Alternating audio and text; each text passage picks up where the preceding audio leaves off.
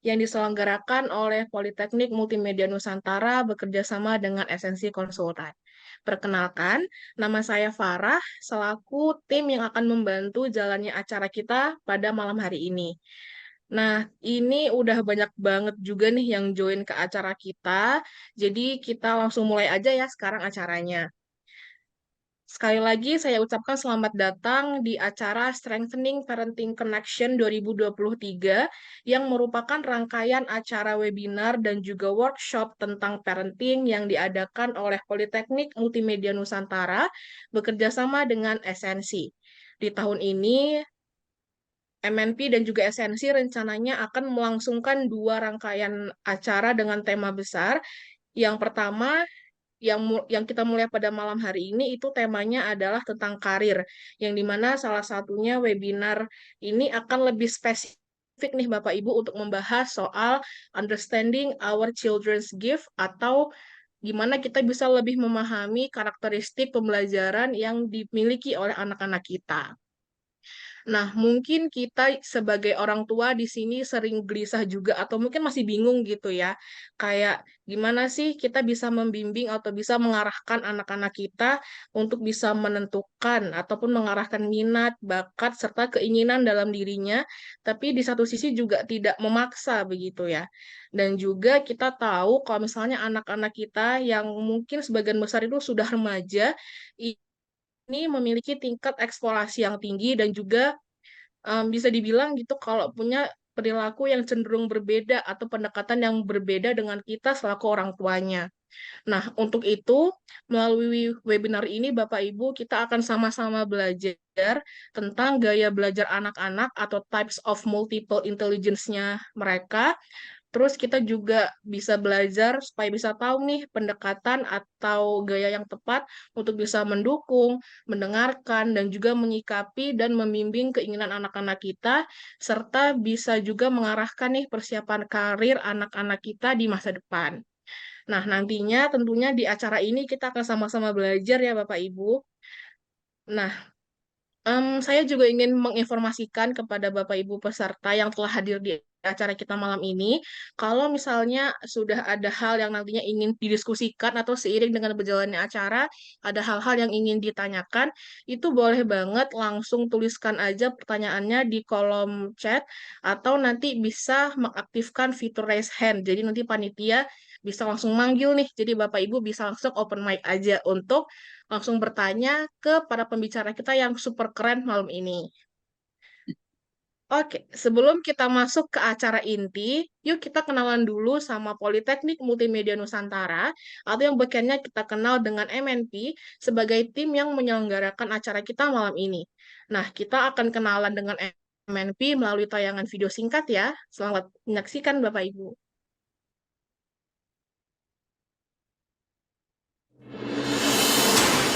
Selamat datang di Politeknik Multimedia Nusantara, sebuah institusi pendidikan tinggi vokasi yang dibangun sebagai perwujudan cita-cita perintis Kompas Gramedia Group, yakni almarhum Yakob Utama dan PK Oyong, dalam mencerahkan dan mencerdaskan masyarakat melalui pendidikan. Kompas Gramedia Group melalui Yayasan Multimedia Nusantara adalah badan penyelenggara yang sejak tahun 2006 telah menaungi Universitas Multimedia Nusantara dan memperoleh akreditasi institusi dengan predikat unggul A dari BAN PT. Kepercayaan yang diberikan pada masyarakat kepada UMN mendorong Yayasan Multimedia Nusantara untuk mengembangkan pendidikan tinggi baru yang selaras dengan visi dan misi Kompas Gramedia serta kebijakan pemerintahan Presiden Joko Widodo terkait pengembangan pendidikan vokasi. Perguruan tinggi vokasi ini dinamakan Politeknik Multimedia Nusantara atau dengan bangga kami menyebutnya sebagai Multimedia Nusantara Politeknik. Sejak tahun 2019, inisiasi pendirian pendidikan tinggi vokasi secara berkesinambungan dimatangkan melalui perencanaan konsep pendidikan dan lahan kampus baru yang tidak hanya berfungsi sebagai area pendidikan, namun juga menjadi sarana kolaborasi dan kemitraan dalam ekosistem pendidikan yang sinergis dengan mitra usaha dan industri sebagai konsep teaching industry. Area pengembangan yang dinamakan Teknopolis 8 ini berdiri di lahan seluas 80.000 meter persegi yang terletak di Paramount Land, Gading Serpong, Tangerang. Pada tahun 2019, peletakan batu pertama pembangunan kampus MNP menjadi tonggak perjalanan pendirian institusi baru di bawah Yayasan Multimedia Nusantara.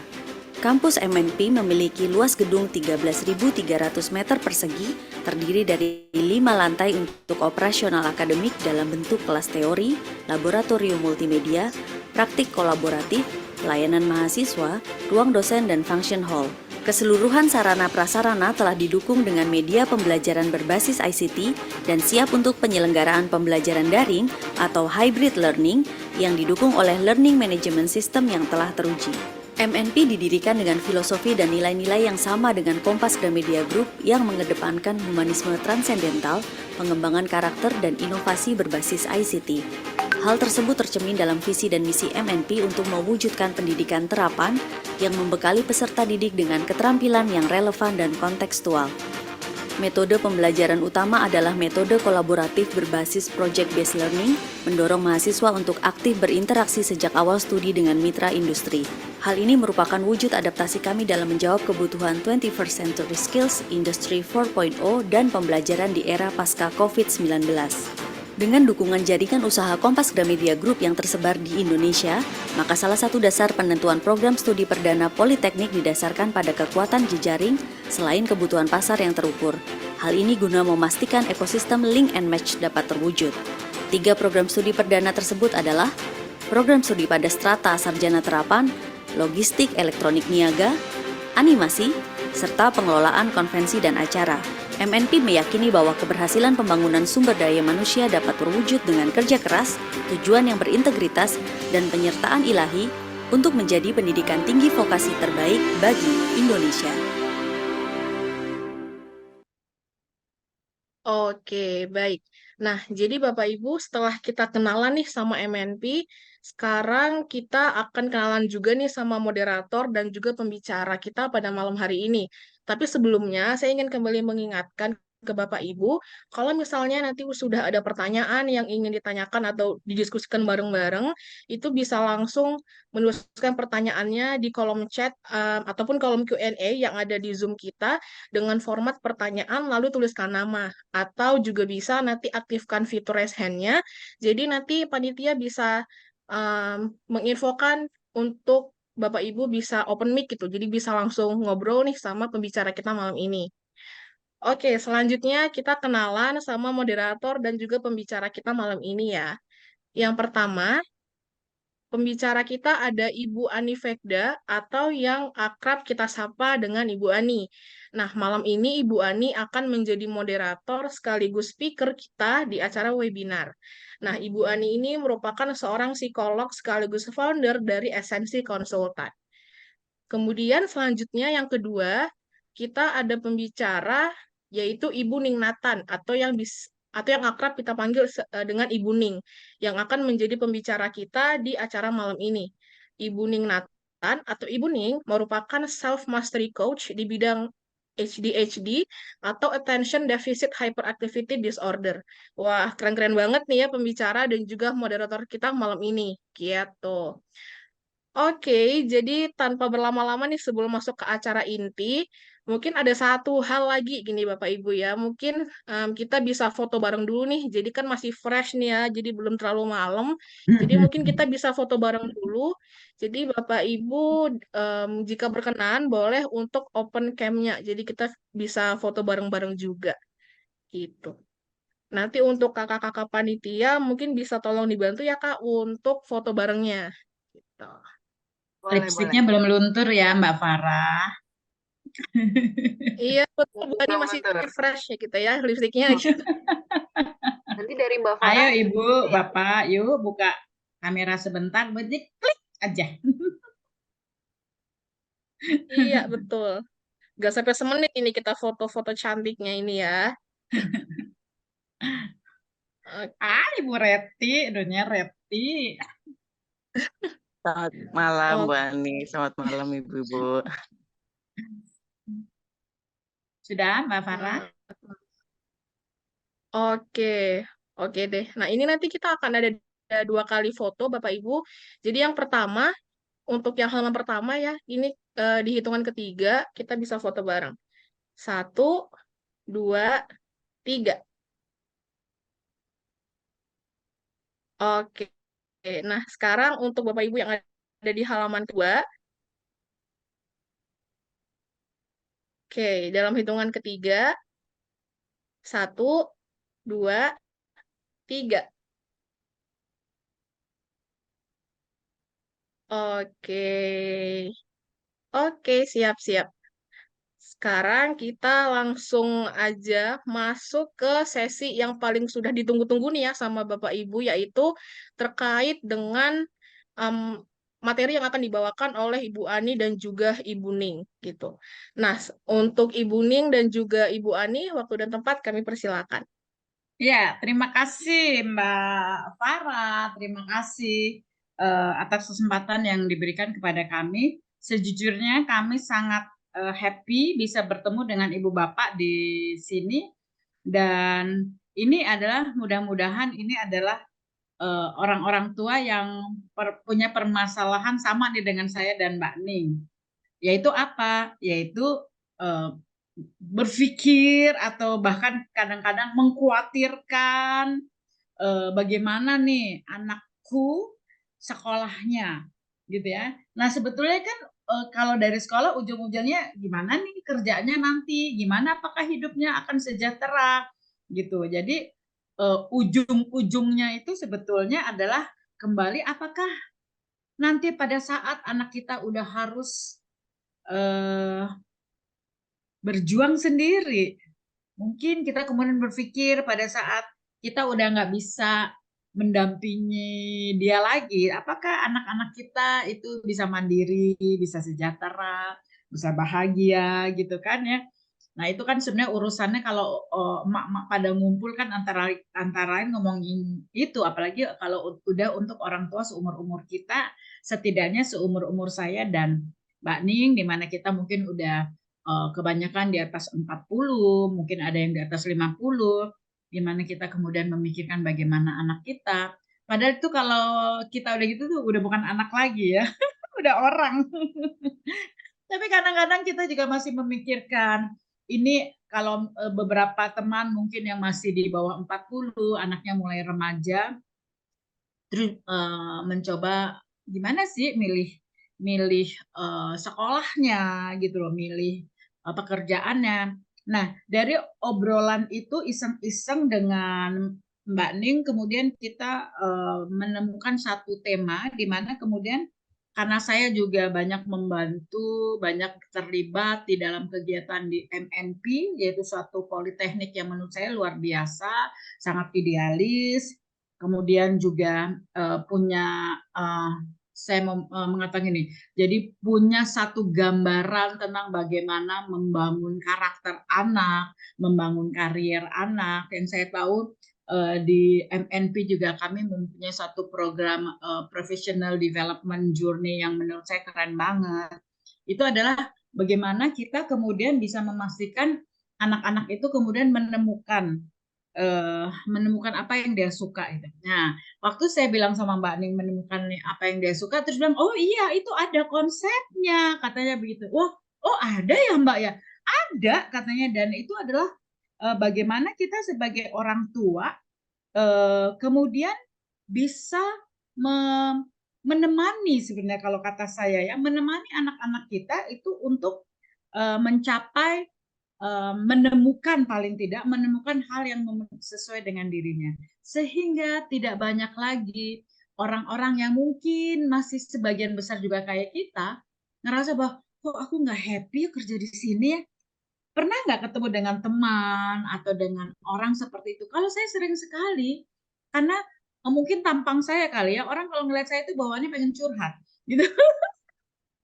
Dan dan antara lain kalau udah urusan di usia-usia karir gitu bilang, Bu, aku tuh gimana ya kok terpaksa kerja. Loh, kok terpaksa? Iya, harus. Karena ini udah terlanjur, mau gimana lagi gitu. Nah, sementara sisa hidup itu harus kita apain? itu yang kemudian saya sama Mbak Nin terpikir, cukuplah di level kita yang kayak gitu. Kalaupun iya, tapi mungkin di anak-anak kita enggak. Nah, sekarang anak kita tahu-tahu udah tumbuh dewasa. Anak kita udah jadi adult child. Teman saya tuh bikin buku keren banget, judulnya Adult Child. Sekarang anak kita udah anak dewasa. Nah, inilah waktunya kita pun juga harus sudah berpikir untuk menemani mereka menemukan pilihan yang tepat gitu. Kalau kebetulan ini memang bekerja sama dengan MNP, ya pikiran saya sebetulnya adalah ini adalah satu pilihan itu. Tapi kan banyak lagi juga yang lain bisa menjadi pilihan sesuai dengan apa yang menjadi bakat anak. Nah, dari obrolan itu saya sama Mbak Ning terus kami sepakat, ya udah yuk kita ngobrol-ngobrol, kita ngajak tadinya kita ngajak ibu-ibu yang lain sampai minum kopi, tapi saya pikir minum kopi ngajak ibu-ibu lain paling cuma berlima ya. Nah, kalau ini kan kita bisa ber-50, bisa ber-60, kita ngobrol. Karena itu Ibu dan mungkin ada Bapak di sini, kalau memang ada pertanyaan nanti yang seperti dikatakan Mbak Farah tadi, tulis aja dulu di chat supaya nggak keburu lupa. Maklum udah umur kita ya, kadang-kadang lupa kalau nggak ditulis. Jadi tolong ditulis aja. Nah, jadi itu kira-kira selintas tujuan dari kenapa kita bertemu di sini, Ibu dan Bapak. Kenapa kita kemudian ngumpul di malam Kamis ini? Malam Kamis ya sekarang ya, masih baru malam Kamis ya. Dan ini memang kemudian karena saya bersahabat dengan MNP, kemudian bilang ya udah Bu Ani, yuk kita fasilitasi. Wah, senang banget. Kemudian difasilitasi segala sesuatunya sehingga kita bisa membuat pertemuan yang lebih nyaman. Dengan demikian, tentu saja teman-teman yang mungkin informasinya dari kelompok orang tua hebat, kita juga tetap akan melakukannya. Tema-tema yang memang sesuai juga untuk orang tua hebat, dan untuk hari ini kita ngumpul dulu di sini, kita bicara tentang karir. Itu kira-kira. Nah, saya sebetulnya kepengen banget nih nanya nih sama Mbak Ning nih. Mbak Ning kan setahu saya teman-teman, saya belum kasih tahu ya, Mbak Ning ini teman saya yang keren banget. Sekarang dia lagi ada di UK karena menemani anaknya yang juga baru ambil kuliah di London.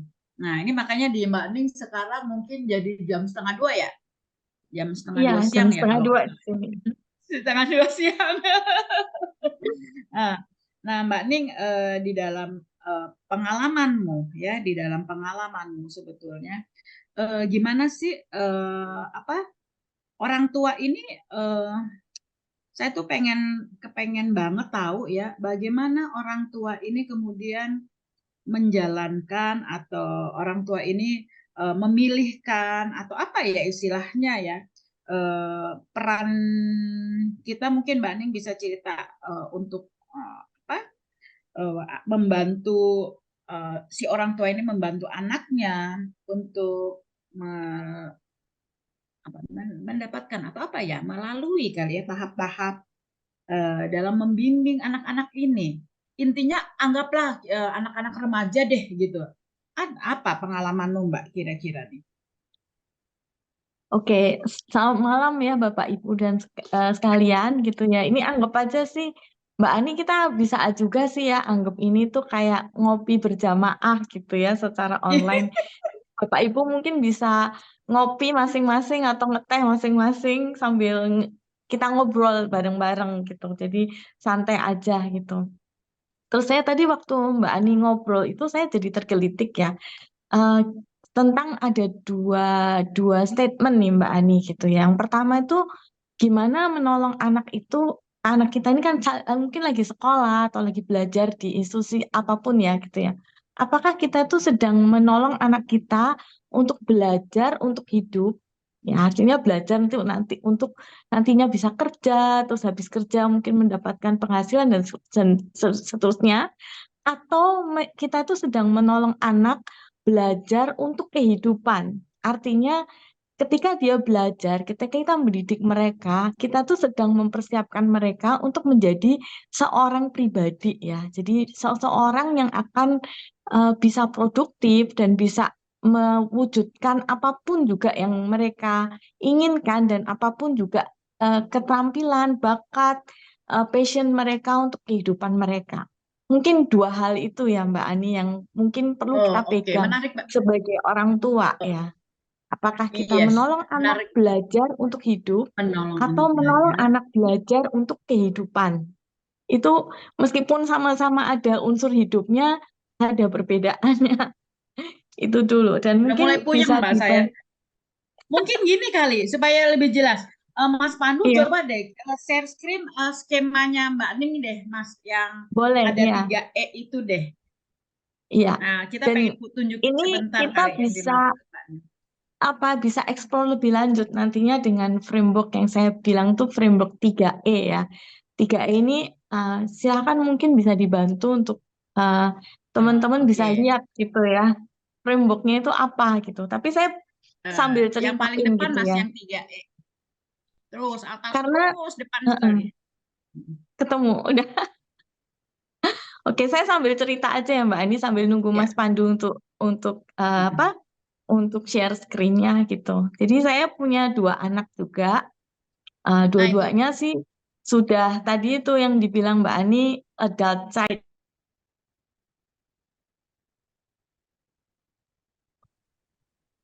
Oke, Tadi udah pencet, Mbak. aman ya. Oke, Aman. jadi anak saya yang pertama sudah lulus kuliah gitu ya.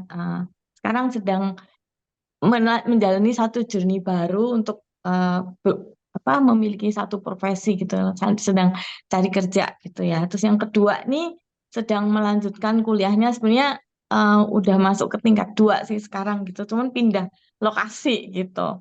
Nah, ini yang saya lakukan dulu ketika kami membantu anak-anak saya dan juga berdasarkan pengalaman saya membantu beberapa orang tua di dalam parent consultation gitu ya. Jadi yang penting itu ketika kita sebagai orang tua dengan anak ini bagaimana kita memanage ekspektasi kita ya, ekspektasi anak dan ekspektasi orang tua tentunya gitu. Kemudian di dalam proses ini itu banyak sekali proses eksplorasi atau exposure yang kami lakukan waktu itu gitu. Jadi ini bukan ibaratnya itu bukan seperti mencari jarum dalam jerami gitu ya. Ketika kita ngomongin tentang bakat anak itu ketemu udah kita happy happy kayak nemuin sesuatu.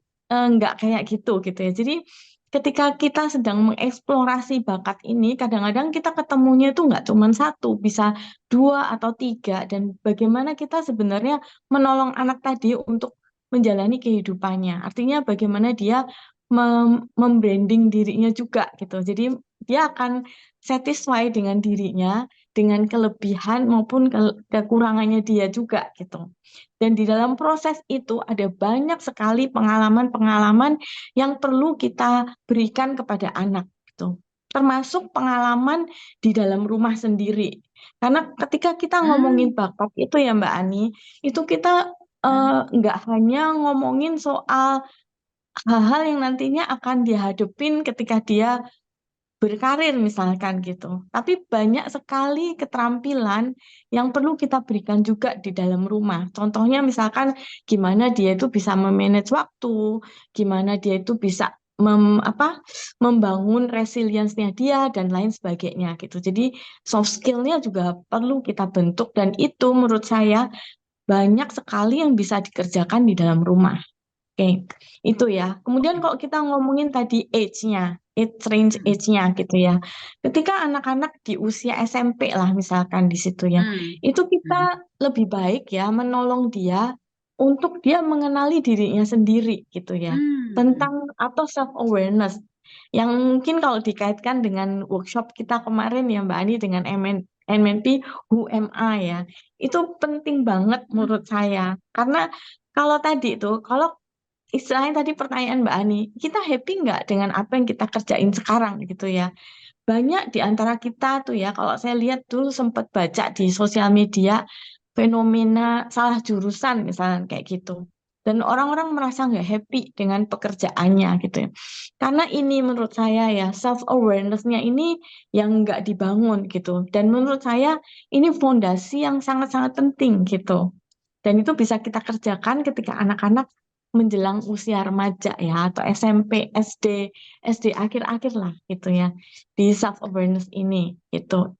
Itu sih Mbak Ani. Kemudian baru kita ngomongin tentang yang tadi itu, yang banyak orang tua bingung tuh tentang career exploration itu tadi. Ini anak bakatnya apa sih? Terus nanti mau jadi apa sih gitu ya. Itu nanti kita bisa matengin ketika anak-anak SMA sebenarnya gitu.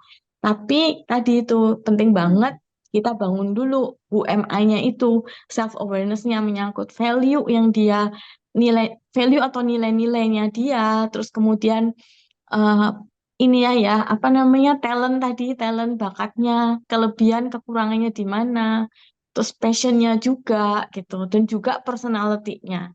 Itu penting banget Oke. gitu untuk kita berikan kepada anak. Itu haknya anak untuk bisa mengenali dirinya sendiri. Termasuk ketika beberapa anak mungkin memiliki kebutuhan khusus gitu ya. Itu kita juga perlu ya, perlu untuk membangun self esteemnya mereka juga dan untuk pengenalan terhadap dirinya sendiri. Dua anak Oh, saya kebetulan ADHD gitu dan itu kami kerjakan banyak ya di kedua anak ini supaya mereka tuh punya ini apa satu keyakinan. Inilah saya dengan kelebihan dan kekurangan saya gitu dan bagaimana dia nantinya bisa terjun ke dalam masyarakat gitu. Gitu Mbak Ani. oh, Nah, keren banget, Mbak. kalau Mbak, keren banget yang disampaikan. Ya, aku ya ngebayangin Mbak Ning dengan dua anak yang ADHD pasti nggak gampang ya, karena anak-anak ini kan seringkali dia mungkin kita bisa nggak mengerti lah kita mereka, tapi bisa Mbak jalanin bersama dan anak malah yang satu udah lulus ya, udah lagi sedang cari kerja ya. Keren banget. Artinya self awareness mereka kemudian itu penting. Nah, saya suka membayangkan begini, Mbak. Kadang-kadang kita sebagai orang tua kita punya standar kita sendiri. Sehingga alih-alih kita mengembangkan self awareness mereka pribadi, kita memaksakan apa yang menjadi kehendak kita, yang menjadi standar kita. Jadi kadang-kadang kita katakan kita memotivasi mereka, malah sebenarnya kita memanipulasi mereka. Kita bilang gitu, kamu keren kalau kamu jadi dokter, kamu bisa nolong banyak orang loh, kamu bisa menjadi penolong, kamu bisa jadi malaikat bagi orang-orang yang sakit, gitu. Kita ngomong gitu kan motivasi banget ya. Tapi apakah kita sudah mengenali atau sudah mengajak anak kita menemukan self awareness-nya dia? Kalau ternyata dia nggak kepengen jadi dokter, dia kepengennya jadi animator misalnya kayak gitu, dan kita paksain dia jadi dokter, itu namanya kita memanipulasi dia. Bukannya mengembangkan self awareness-nya, malah kita kemudian maksain apa yang menjadi standar kita baik, kita anggap demikian. Nah, jadi emang betul, saya setuju banget Mbak, bahwa bagaimana kita kemudian mulai anak kita, kalau yang memang masih punya anak SMP bagus, ya SMA juga oke gitu, atau mungkin sekarang juga sedang mau memilih kuliah gitu ya, itu kan kemudian membuat kita harus juga rela gitu ya, atau mengajak anak benar mengenal apa yang dia mau. Gitukah Mbak Ning yang iya, dimaksud dengan self awareness iya. itu? Bener banget ya Mbak Ani. Tadi itu terkait juga dengan pertanyaan salah satu tadi dari peserta di sini gimana sih sebenarnya mengenali diri sendiri gitu ya. Nah ini kita akan masuk ke salah satu segmen yang menurut saya tuh penting banget. Itu yang kita waktu itu ngobrolin juga dengan Mbak Ani gitu ya. Itu tentang talentnya anak gitu. Itu bagian dari pengenalan diri. Nah Mbak Ani gimana tuh tentang talent atau bakat itu Mbak Ani mungkin bisa terangin lebih lanjut. Saya paling seneng dan paling gemes kalau udah ngomongin kayak gini. Karena seringkali kita begini loh, sebagai orang tua, alih-alih kita membantu anak mengenali bakatnya, kita malah memaksakan anak untuk menjadi apa yang kita mau. Seringkali ada orang tua yang begitu. Tapi mestinya orang tua sekarang udah sangat sadar bahwa mereka harusnya punya waktu untuk memperhatikan, mengobservasi apa yang menjadi kehebatan anaknya, bibit hebat anak yang kita sebut dengan bakat atau talent itu.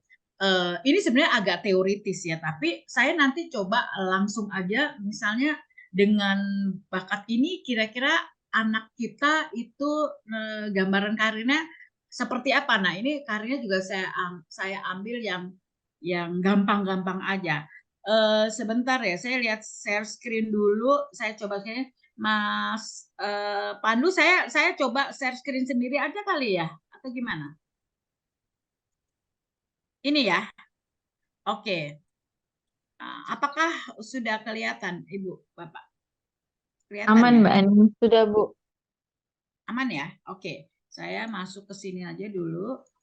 Kalau nanti nggak amat, tolong ini. Nah, kalau kita fokus yang seperti Mbak Ning tanya, apakah memang kita kemudian harus melihat bagaimana anak, apakah udah bisa kelihatan dari awal? Dan saya karena latar belakang saya psikologi, Ibu dan Bapak, jadi saya ambil yang gampang aja, yaitu dengan bakat anak kita. Apakah kita mengenali? Karena saya percaya banget, orang-orang bakat itu adalah bagi orang-orang yang memiliki kemampuan yang sangat kuat di bidangnya. Kemudian bakat juga sebetulnya masih bisa terus dikembangkan kalau memang mau menjadi lebih hebat. Jadi bakat itu memang nggak jadi apa-apa kalau nggak kita kembangkan. Karena itu peran orang tua di sini mesti mengenali sebetulnya bakat anaknya itu apa. Kalau kita melihat ini, ya ini siapa namanya lupa aku. Siapa Mbak namanya? Yang lagunya The Perfect keren banget ya. Kemudian kita juga punya pemain bulu tangkis yang luar biasa ini. Kalau ini kita udah pasti kenal bagaimana Cristiano Ronaldo, bagaimana Messi.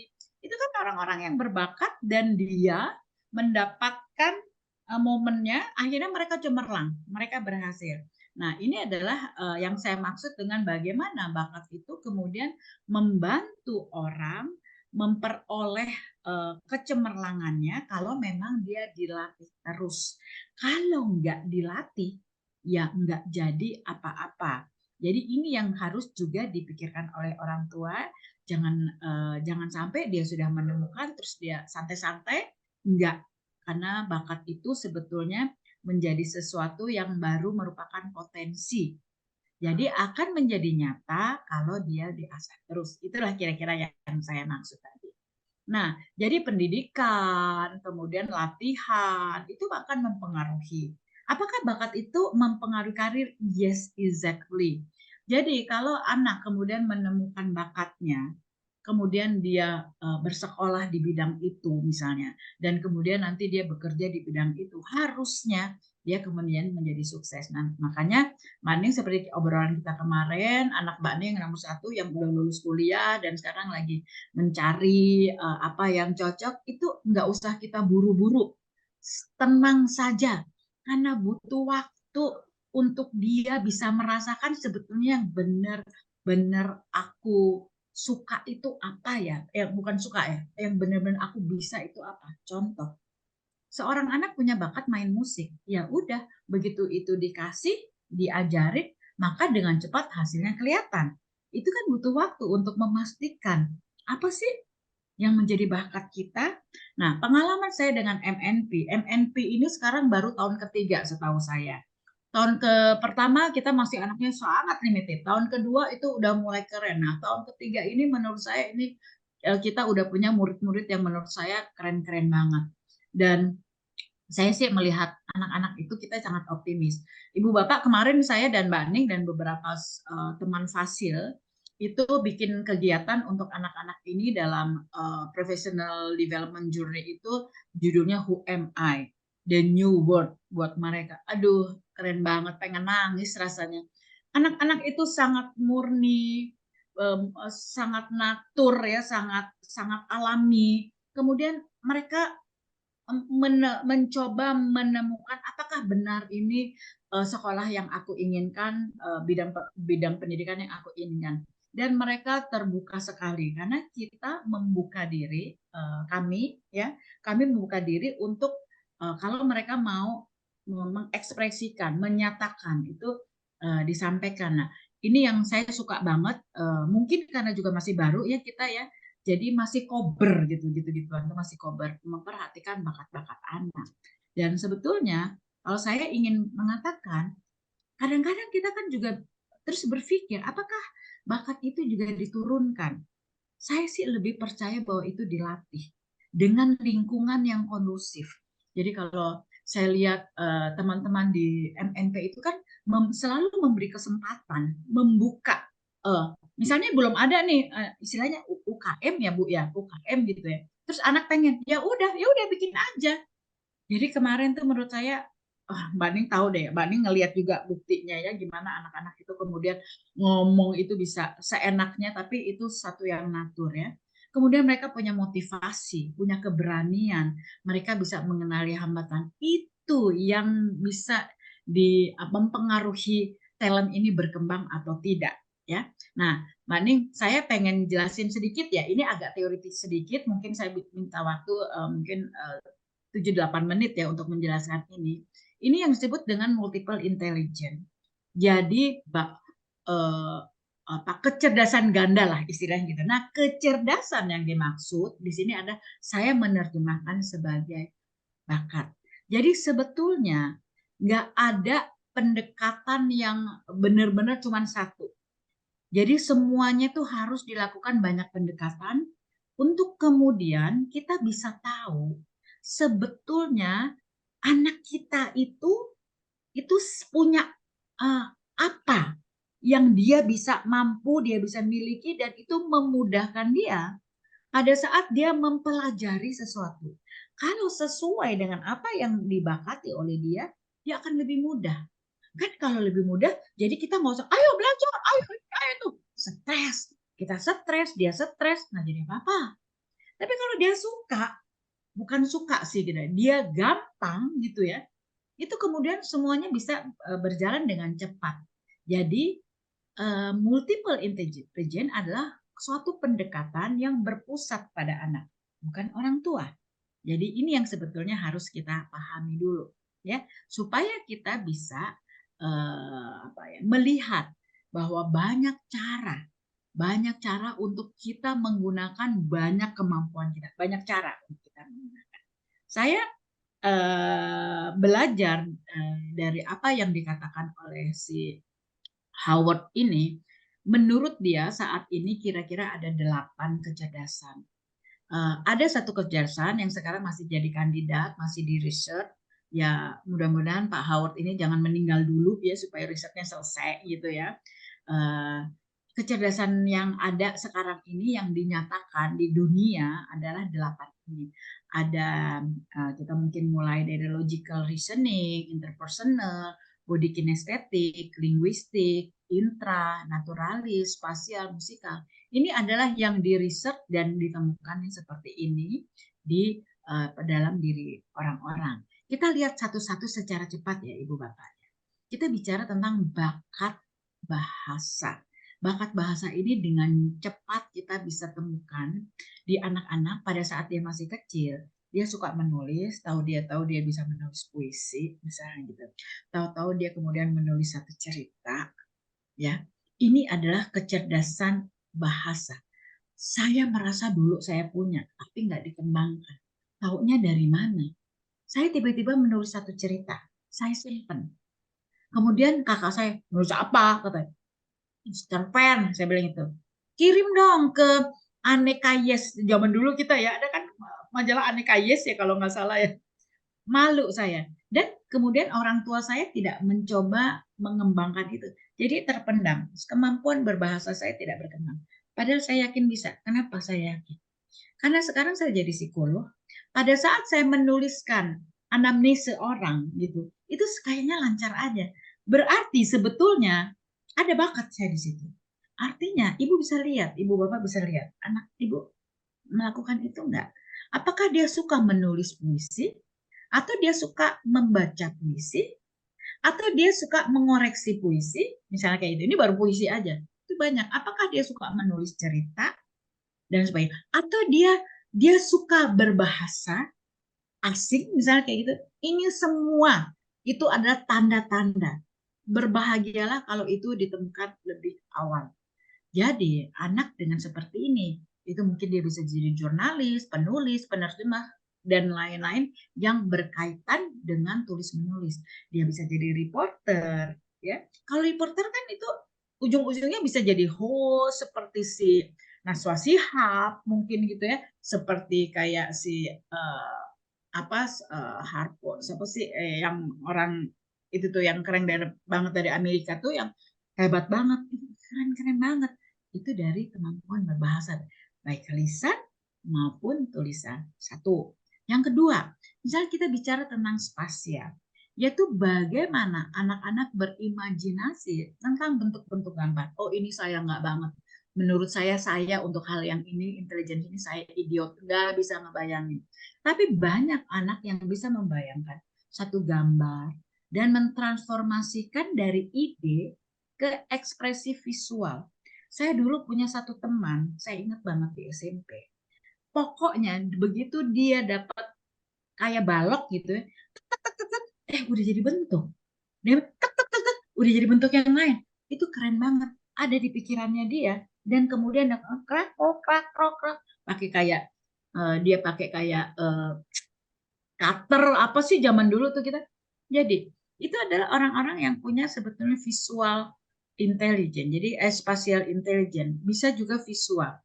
Orang-orang anak-anak seperti ini Ibu Bapak, kalau memang dia bisa terus main-main segala macam Lego dan segala macam, terus bikin robot dari situ, jangan kita bete, pasti berantakan, pasti. Tapi mungkin ini adalah awal mula dia kemudian bisa punya karir yang seperti ini. Dia bisa jadi fotografer, desain grafis, desainer mungkin, arsitek juga bisa dari sini, dan yang lain, navigator, pilot.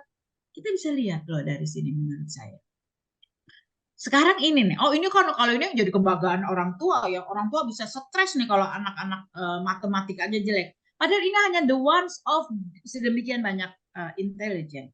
Tapi memang anak-anak yang memang baik dalam angka, numeriknya bagus, biasanya problem solvingnya juga pintar karena dia sangat terstruktur. Biasanya adalah anak-anak yang suka tantangan. Nah, kalau udah gini udah jelas lah, kalau kita bicara angka, ya jadi akuntan dia pasti senang. Kalau saya ngeliat angka aja pengen muntah rasanya. Tapi anak-anak ini suka banget. Kalau ngelihat duit saya suka, tapi kalau suruh ngitung udah suka banget. Kenapa? Pusing. Nah, saya dalam logika matematik nggak oke banget. Tapi orang-orang seperti bahkan pengacara butuh ini. Kenapa? Karena logiknya yang diperlukan. Ahli banyak ilmu pengetahuan, apoteker, insinyur, itu butuh orang-orang yang secara logik matematik itu kelihatan. Nah, biasanya kalau zaman sekarang itu suka disebut sebagai anak pinter karena matematikanya bagus, misalnya fisikanya bagus, masuklah di sini. Kita juga bisa lihat, dan sebetulnya boleh sangat bangga. Walaupun kalau anak kita jelek dalam hal ini, kita lihat bakatnya dia yang mana. Atau ini, saya dulu punya teman namanya, saya ingat banget namanya Hani tuh. Lu keren banget anaknya. Pokoknya dia dikasih organ langsung aja bisa main. Sekarang dia jadi guru musik. Keren banget. Kita mau nyanyi apa aja dia bisa iringin. Ada lagu dia nggak usah ngeliat partitur, dia udah bisa. Ini kan dia punya musical intelligence. Dan dia bilang nggak tahu ya, ngelihat tuts segala macam tuh udah langsung aja dia main. Dia dengar lagu langsung aja dia bisa mainkan. Itu kan nggak semua orang bisa begitu. Nah, kalau memang anak kita punya bakat seperti itu, nggak usah kita tahan-tahan. Ini saya tahu nih, saya ingat banget anak saya itu punya ini main gitar. Terus dia waktu habis lulus SMA, dia bilang dia pengen ke Jerman, terus pengen belajar musik. Terus saya bilang, ngapain jauh-jauh ke Jerman belajar musik? Musik mah ya buat main aja, tapi belajar yang lain. Wah, dan ini membuat anak saya marah. Tapi memang akhirnya dia juga nggak jadi ambil, nggak jadi berangkat. Karena memang waktu itu, waktu saya bawa untuk konsultasi pendidikan untuk ke Jerman, kebanyakan ngomonginnya teknik. Dia lu enak banget, jadi malah nggak jadi berangkat. Karena dia kepengennya musik. Nah, akhirnya sekarang dia ambilnya psikologi. Masih agak mirip-mirip nuansanya ya. Tapi musical intelligence ini sebenarnya bagus banget. Ya ampun, bagusnya minta ampun. Yang saya tahu, maaf nih, saya terpaksa menyebut satu universitas ya. Di UPH, uang papa habis ya, katanya Pelita Harapan. Itu kalau mau belajar musik itu keren banget. Karena mereka Ada mulai dari sound, ada mulai dari nyanyi, ada segala macam itu ada. Kalau kita mau kembangkan anak kita mengambil pendidikan musik, kita mesti cari emang. Nah, bisa jadi penyanyi, konduktor, composer, guru lah paling enggak gitu. Bagaimana sound, teknisi, rekaman. Kakak saya itu produser. Dia sangat tergantung dengan orang yang jago banget sound. Akhirnya dia bisa nentuin orang yang jago sound sama yang biasa aja itu bisa beda rasanya pada saat kemudian memproduksi suatu misalnya acara musik musik ini musik lah gitu. Itu bisa beda. Jadi kan ini bisa sesuatu yang kita bisa coba rasakan apakah anak kita punya kepekaan di situ. Kalau anak kecil ya, ada musik, terus dia nari-nari, kita perhatiin nari-narinya. Dia bisa ngikutin iramanya nggak sesuai, gitu. Terus nyanyi pitch kontrolnya kena nggak? Ini anak kecil ya. Atau hanya sekedar teriak-teriak dan berputar-putar. Nah itu mungkin bukan musik, itu mungkin kinestetik. Ya, ini yang harus kita perhatikan dari bakat-bakat anak kita seperti itu. Nah, ini kinestetik yang saya maksud tadi. Kalau kinestetik itu anak bergerak, dia bisa melentur, tubuhnya lentur, dia bisa melompat, dia bisa berputar gitu. Kalau main basket itu kan gitu kena. Nah, itu adalah anak-anak yang mungkin punya body kinestetik intelligent, jadi kecerdasan tubuh, kecerdasan kinestetik, gerakan. Nah, ini anak-anak kita bisa jadi atlet, penari, ya, di bidang olahraga, senam sekarang luar biasa gitu ya, bisa juga menjadi terapis, dokter pun sebenarnya bisa juga nih butuh yang seperti ini dan lain sebagainya. Kenapa pemadam kebakaran karena dia kan mesti manjat-manjat dan sebagainya. Ini adalah anak-anak yang punya kecerdasan tubuh seperti ini ya. Jadi ini udah berapa tuh? 26 nih kalau nggak salah. Nah, sekarang kita masuk kayak yang berikut tadi, interpersonal. Oh, ini kecerdasan yang keren banget. Ibu bapak, kalau anaknya tuh bawel, ngomong nggak berhenti-berhenti, jangan di stop, biarin aja, nikmatin aja apa yang dia omongin. Ya udah, mungkin kita nggak pernah nanggapin, kita tinggal menikmati saja karena anak seperti ini tuh luar biasa. Jadi banyak hal yang dia bisa lakukan, apalagi zaman sekarang, gitu ya.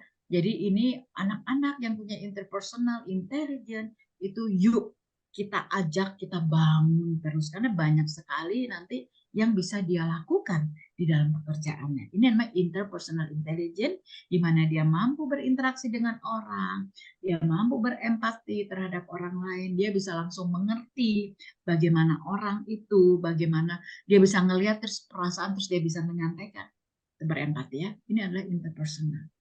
Atau intrapersonal. Biasanya orang yang punya intrapersonal itu kebanyakan malah nggak banyak ngomong. Kenapa? Karena dia banyak self-talk dengan dirinya.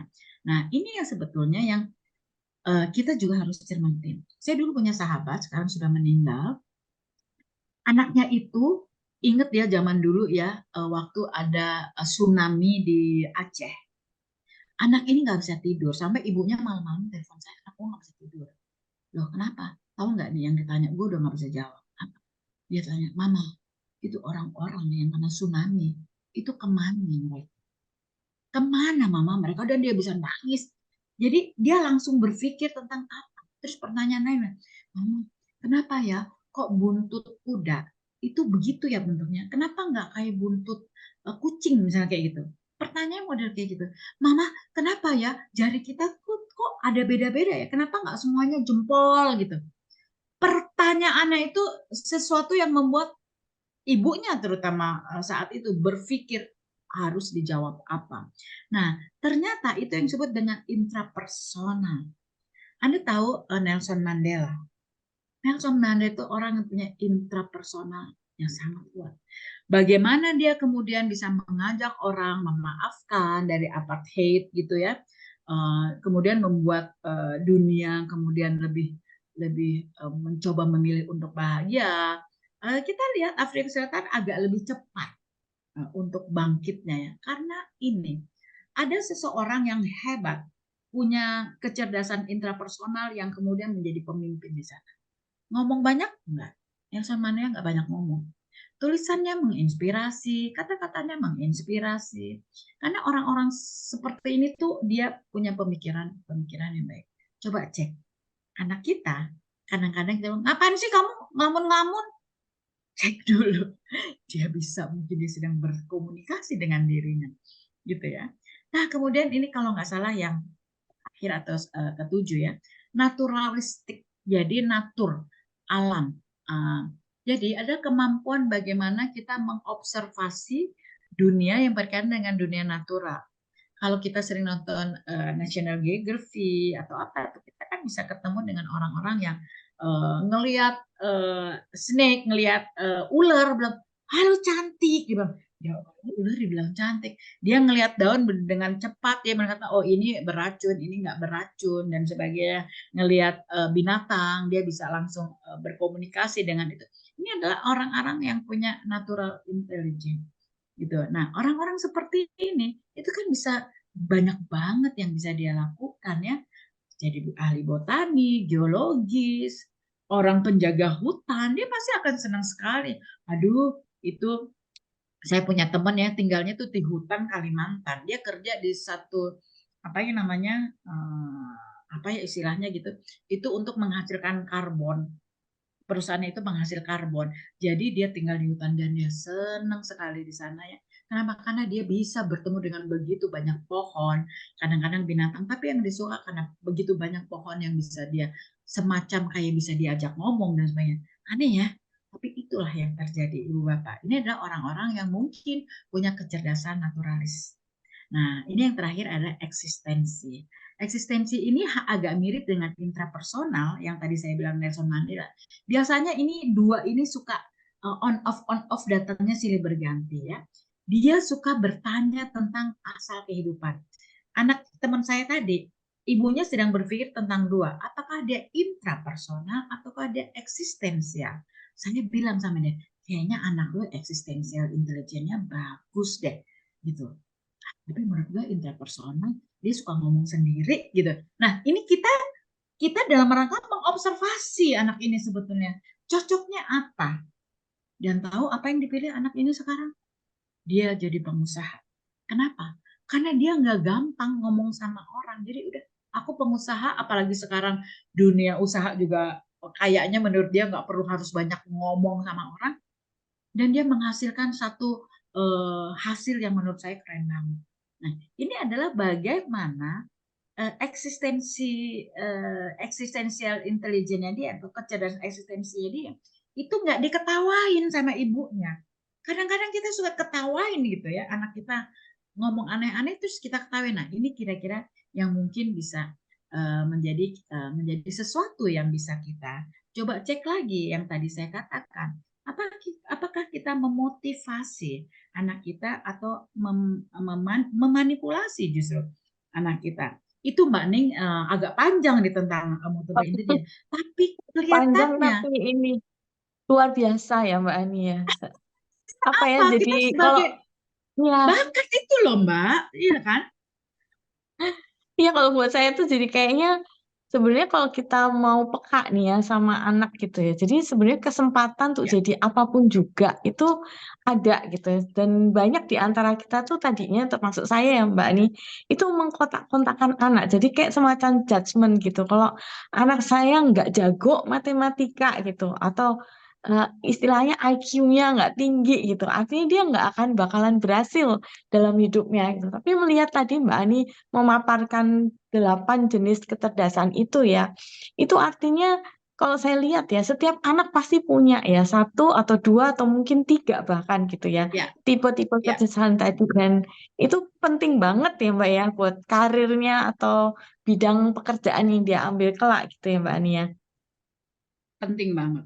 Ya, sangat penting. Jadi kalau kemudian si anak ini sudah menemukan atau orang tua membantu anak menemukan, maka dia kemudian menjadi mudah. Dia udah nggak perlu susah-susah. Dan nah ini juga penting.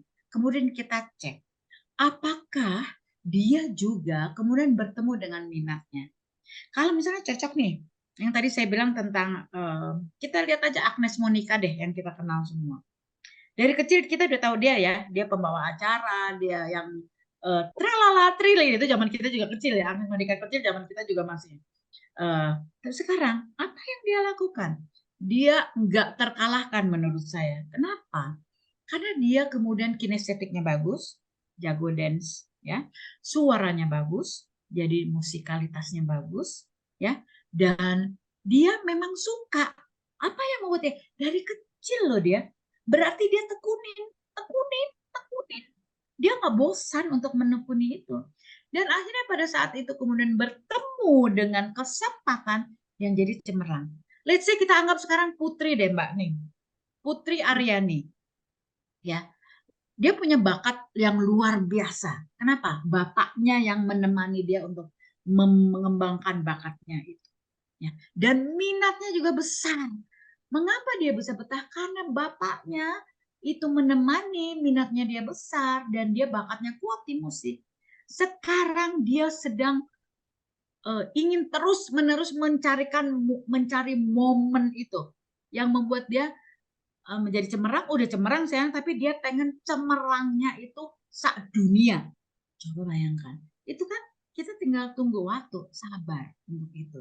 Itulah Mbak, nih kira-kira nih, saya selalu semangat nih kalau ngomongin bakat anak, karena saya pikir orang tua juga harus punya pikiran ya Iya, seperti iya. kita Seru, gitu seru, ya. seru banget, Mbak. Seru. Nah, ini Mbak, kalau belajar dari beberapa pertanyaan orang tua yang sering aku temuin gitu ya, Mbak ya, di ruang konsultasi parenting gitu. Nah, kebingungan mereka ini ya, Mbak ya, itu rata-rata tuh gimana sih mengenali bakat itu dari kecil, kemudian juga pertanyaan berikutnya dari mereka itu mengarahkannya gimana gitu. Mungkin dari apa sisi psikologi gitu, Mbak. Ini ada tips atau trik-triknya lah buat orang tua gitu. Sebenarnya oke lah dari sisi psikologi, tapi sebenarnya ya udahlah kita anggap best practice kita sebagai orang tua ya. Pertama adalah kita harus mau dan punya waktu untuk memperhatikan itu, ya. Karena itu kemudian kita nggak bisa punya alasan, nggak ada waktu Bu, saya kan harus kerja, saya berangkat pagi, pulang malam. Saya cuma bilang, that's the choice Ibu. Ibu mau pilih apa? Karena kita akhirnya harus juga mencari waktu. Oke, kebanyakan. Oke, kalau gitu saya benar-benar akan meluangkan Sabtu Minggu saya untuk bersama anak. It's good. Karena siapa yang bilang nggak punya waktu?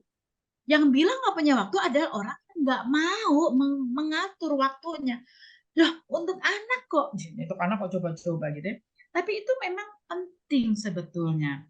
Jadi kalau kita fokus kepada anak, jadi maksudnya gini, fokus itu artinya pada saat bersama anak, ya udah bersama anak, pikirannya jangan kemana-mana gitu loh. Nah pada saat itu kita bisa menemukan, kita bisa membantu anak. Mungkin akhirnya anak yang menemukan.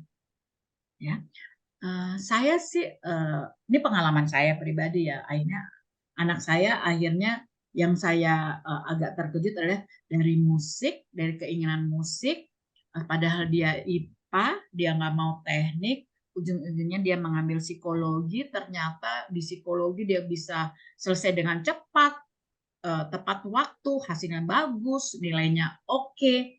Dan sekarang dia masih belum mau sekolah lanjutan, dia belum mau kerja yang benar, dia hanya mempelajari lagi. Karena saya juga punya konsultan di bidang itu dan dia pelajari pelan-pelan. Tadinya saya nggak sabar dengan kalau standar saya nggak sabar. Standar saya apa? Kan lu pinter, saya bilang. Lu cum laude lulusnya. Lu tepat waktu. Kenapa sih lu nggak mau ambil S2? Saya bilang gitu. Tapi sekarang saya sadar, enggak. Ani, it is your standard. Biarkan dia kemudian menuang. Ini udah bukan anak lagi. Anak umur 23 tahun kan bukan anak lagi. Dan sekarang saya menyadari bahwa akhirnya dia kemudian menemukan kebahagiaannya itu. Saya lihat cara kerjanya juga sekarang udah mulai dia menemukan itu. Dia mulai melakukan eksplorasi di dalam pekerjaan di bidang psikologi HR. Saya pikir, ya sudahlah Mbak Ning kenal ya anak saya si Asa itu. Menurut saya harus percaya gitu. Kita harus percaya sama anak. untuk dia bisa menemukan itu. Kalau kita percaya, anak pun menjadi lega sebetulnya. Itu sih Mbak Ning sebetulnya. Tapi ngomong-ngomong nih Mbak Ning, kalau kita peran kita sebagai orang tua ya, dari pengalamanmu ya, aku selalu terkesima dengan pengalamanmu bersama anak-anak ya. Gimana sih Mbak, kita peran orang tua nih, yang secara profesi Mbak ini kan seorang coach ya, dengan untuk coach remaja. Itu gimana nih sebenarnya peran orang tua supaya waktu mendampingi anak, anak itu mau dengerin gitu. Itu piye caranya Mbak? Tapi tadi sih Mbak Ani sih udah sempet sebutin ya, dan aku catat itu juga tadi. Ketika bareng dengan anak, ya sama anak gitu. Maksudnya fokus gitu ya. Itu sebenarnya kunci utama seorang coach juga ya. Artinya kita be present atau mindful. Nah, itu juga sangat efektif ketika kita membersamai anak. Karena ketika kita mindful, ketika kita presence, anak itu merasa didengarkan gitu. Dan buat kita juga lebih mudah, Mbak Ani, tadi itu untuk mengenali bakatnya, untuk kemudian membersamai mereka untuk mengeksplor ketika kita itu tadi itu be presence gitu ya di situ. Nah, kuncinya lagi nih Mbak, selain be presence itu adalah cara kita bertanya kepada anak gitu ya. Cara kita bertanya kepada anak bukan dengan pertanyaan-pertanyaan yang tadi tuh kayak Mbak Ani bilang tuh kayak mungkin membebani anak kayak gitu, menyudutkan. Tapi sebenarnya kita bisa mempertanyakan kepada anak tuh dengan pertanyaan-pertanyaan terbuka. Pertanyaan terbuka itu adalah artinya dengan apa, bagaimana, kayak gitu, yang akan mendorong anak itu untuk memikirkan sesuatu yang lebih gitu ya. Jadi misalkan contohnya, apa sih nak yang kamu pikirkan tentang kekuatanmu misalkan gitu ya. Jadi anak akan apa ya berpikir, oh aku tuh sebenarnya pinter di mana sih kayak gitu. Tadi mungkin di 8 talent tadi itu ya. Terus atau mungkin bisa tanya, kamu selama ini gitu ya, sering mengalami kesulitan di bidang apa aja gitu. Itu juga anak-anak jadi lebih aware ya terhadap kelemahan-kelemahan dia. Awareness terhadap kelemahan itu penting banget juga loh Mbak Ani. Jadi tidak hanya tentang kekuatan, tapi tentang challenge, tantangan yang mereka hadapi. Karena dari situ nanti kita bisa apa tadi masuk ke personality-nya, terus ke talent dan juga ke passion-nya.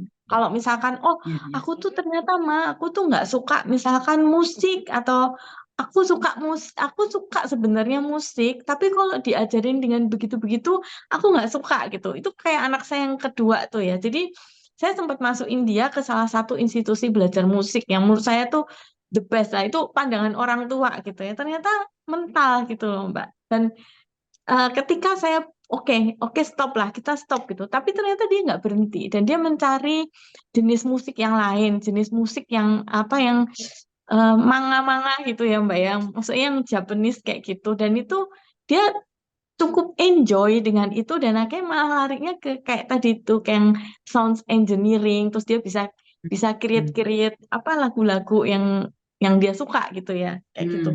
Jadi Oh sebenarnya iya kita Mbak, tuh jangan membatasi ya. iya betul. Kalau Saya anak kita setuju nggak mau banget. main piano, Jangan dipaksa.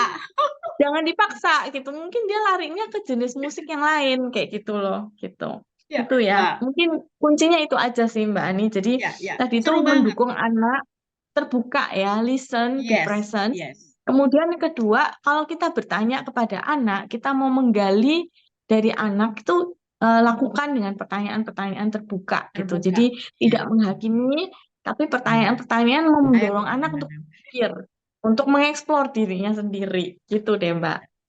Ya, oke. Mbak, tadi kan saya lihat ya di framework tadi itu kan Iya. anak-anak perlu dilatih juga ya.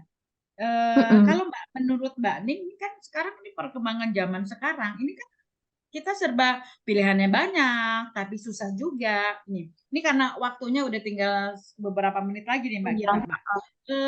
Kira-kira gimana Mbak untuk menghadapi yang zaman sekarang untuk melatih ini Mbak?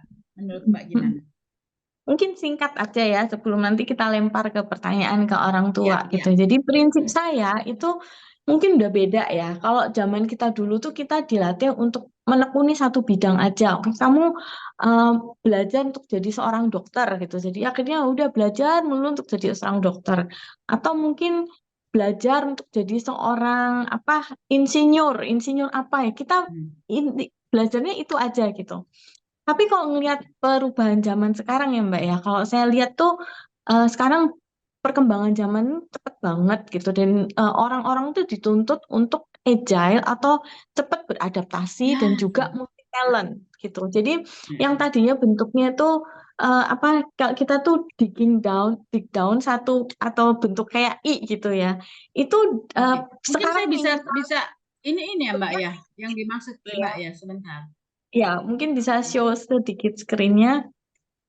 Mas Pandu sebentar Ini saya juga mau. sekaligus menjawab nanti pertanyaan orang tua sejauh mana saya tuh mengembangkan bakat anak kayak gitu ya. Ya, yang di slide yang kiri, Ini ya. paling kiri, kiri bawah ya. Nah, Ya. ini yang tadi saya sebut ya. Kita dididik untuk bentuk I shape tadi itu ya. Tapi itu udah out of date lah ya. Jangan pakai Sekarang lagi. minimal sekarang minimal T-shape lah. T-shape artinya dia mungkin punya satu keahlian, tapi dia juga punya eh, apa ke awareness lah, awareness terhadap lingkungan gitu. Jadi yang tadi itu sayapnya di T itu. Nah, yang lebih bagus lagi itu adalah kalau pie shape, artinya punya keahlian nggak cuma satu, tapi dua gitu. Yang tadi yang mungkin bisa berdekatan, bisa juga tidak juga gitu loh. Contohnya misalkan tadi itu ada anak yang jago musik gitu, tapi dia sebenarnya bisa dilatih juga kalau dia minat gitu ya. Itu mengenai misalkan desainer grafis misalkan. Apakah itu bisa jalan dua-duanya? Sangat bisa gitu ya, sangat bisa. Apalagi di tengah dunia sekarang. Kalau saya lihat kemarin tuh ada satu profesi yang mungkin Bapak Ibu udah pernah dengar tuh namanya UI UX designer gitu ya. Apa itu Mbak? Itu mendesain sistem di dalam aplikasi. Jadi keahlian yang dibutuhkan seorang UI UX designer ini tidak cuma jago programming gitu ya, jago programming komputer, tapi dia juga diharapkan jago writing Mbak Ani. Jadi bisa menulis dan dia bisa menulis narasi gitu. Dan dia juga bisa ada sisi psikologinya juga karena dia harus bisa mengenali customer behavior. Jadi ketika aplikasi itu dijalankan, apakah si customer ini suka, apakah akan mendorong orang untuk eh, masuk dan masuk lagi kayak gitu loh. Gampang dimengerti atau enggak gitu. Itu menarik sekali Mbak kalau kita mengamati profesi-profesi yang di zaman sekarang ini. Nah, yang com-shape itu atau M-shape atau com-shape itu ketika anak-anak itu mempunyai banyak sekali Lebih banyak talent. ya. Lebih banyak. Apakah oke, apakah nggak bingung nanti gitu ya? It's depend terhadap anaknya dan juga depend terhadap pekerjaan atau karir yang dia pilih. Kalau seorang entrepreneur misalkan, menurut saya kalau dia punya com-shape ini keren banget gitu. Jadi dia akan bisa agile tadi itu, Mbak. Jadi dia bisa istilahnya pindah dari satu sisi kalau yang ini nggak jalan dia bisa mengerjakan sesuatu yang lain kayak gitu. Itu Mbak. Jadi Ini keren mungkin banget ini nih yang Mbak. bisa. Itu iya, Mm-mm. iya. Ini aku juga baru kali ini loh aku ini. Jadi sebetulnya kita melakukan kesalahan lah. Kita kebanyakan pakai I-shape ya. Kita vaksin anak kita itu. Padahal kita nggak coba buka kemungkinan yang lain. Padahal sebetulnya untuk anak kita semakin banyak kemungkinan area yang menjadi spesialisasinya dia, itu dia semakin punya kesempatan untuk mengembangkan ya. Dia punya Betul, kesempatan betul. untuk mencoba ini. Wow, keren banget. Mbak Ning, Dan boleh dari nggak sisi ini kita juga Mbak, bilang tanya satu lagi ke deh aku Farah? tambahin. Oh iya ya, oke oke. Dari sisi personal branding gitu ya Mbak ya, ini keren Mm-mm. banget gitu. Kalau misalkan seorang dokter aja gitu kan nggak menarik gitu. Tapi seorang dokter yang jago musik misalkan kayak dokter Tompi Tompi, gitu ya. Tompi Itu kan pasti. sesuatu kan gitu loh. Idolamu. Orang pasti ingat gitu loh. Nah, itu Mbak maksudnya. Ya, Itu ya, aja ya sih. betul-betul. Saya terinspirasi sekali. Ya, Tompi memang luar biasa. Dan banyak loh sekarang ya orang-orang yang juga sudah mencoba memultipelkan kespesialisasiannya dia. Dan kita bisa contoh itu ya. Saya kemarin juga baru terhenyak dari waktu Ibu Desi, pimpinan di MNP bilang, aduh ini juga kita mesti juga ini anak-anak kita bekali dengan pemahaman tentang AI gitu. Kenapa? Karena kita bisa lawannya mereka. Sekarang para animator ya katanya bikin film, bikin apa tuh kan lama. Sekarang bikin film pakai AI bisa jauh lebih cepat. Penulisan skrip misalnya gitu. Nulis skrip yang ngerjain robot AI menjadi lebih cepat dan lebih terbuka. Berarti itu tantangan sebetulnya untuk anak-anak kita. Karena itu bentuk kom tadi itu kemudian memang harus dilakukan tidak hanya pada satu spesialisasi saja, tapi punya banyak spesialisasi sehingga kalau dicegat, ditahan sama kemudian kemajuan zaman, dia masih punya alternatif gitu ya Mbak ya kira-kira. Oh oke, keren banget. Betul. Oke Mbak Farah, ini kita udah jam 8 Kebablasan ya. berapa? Kelebihan 1 menit.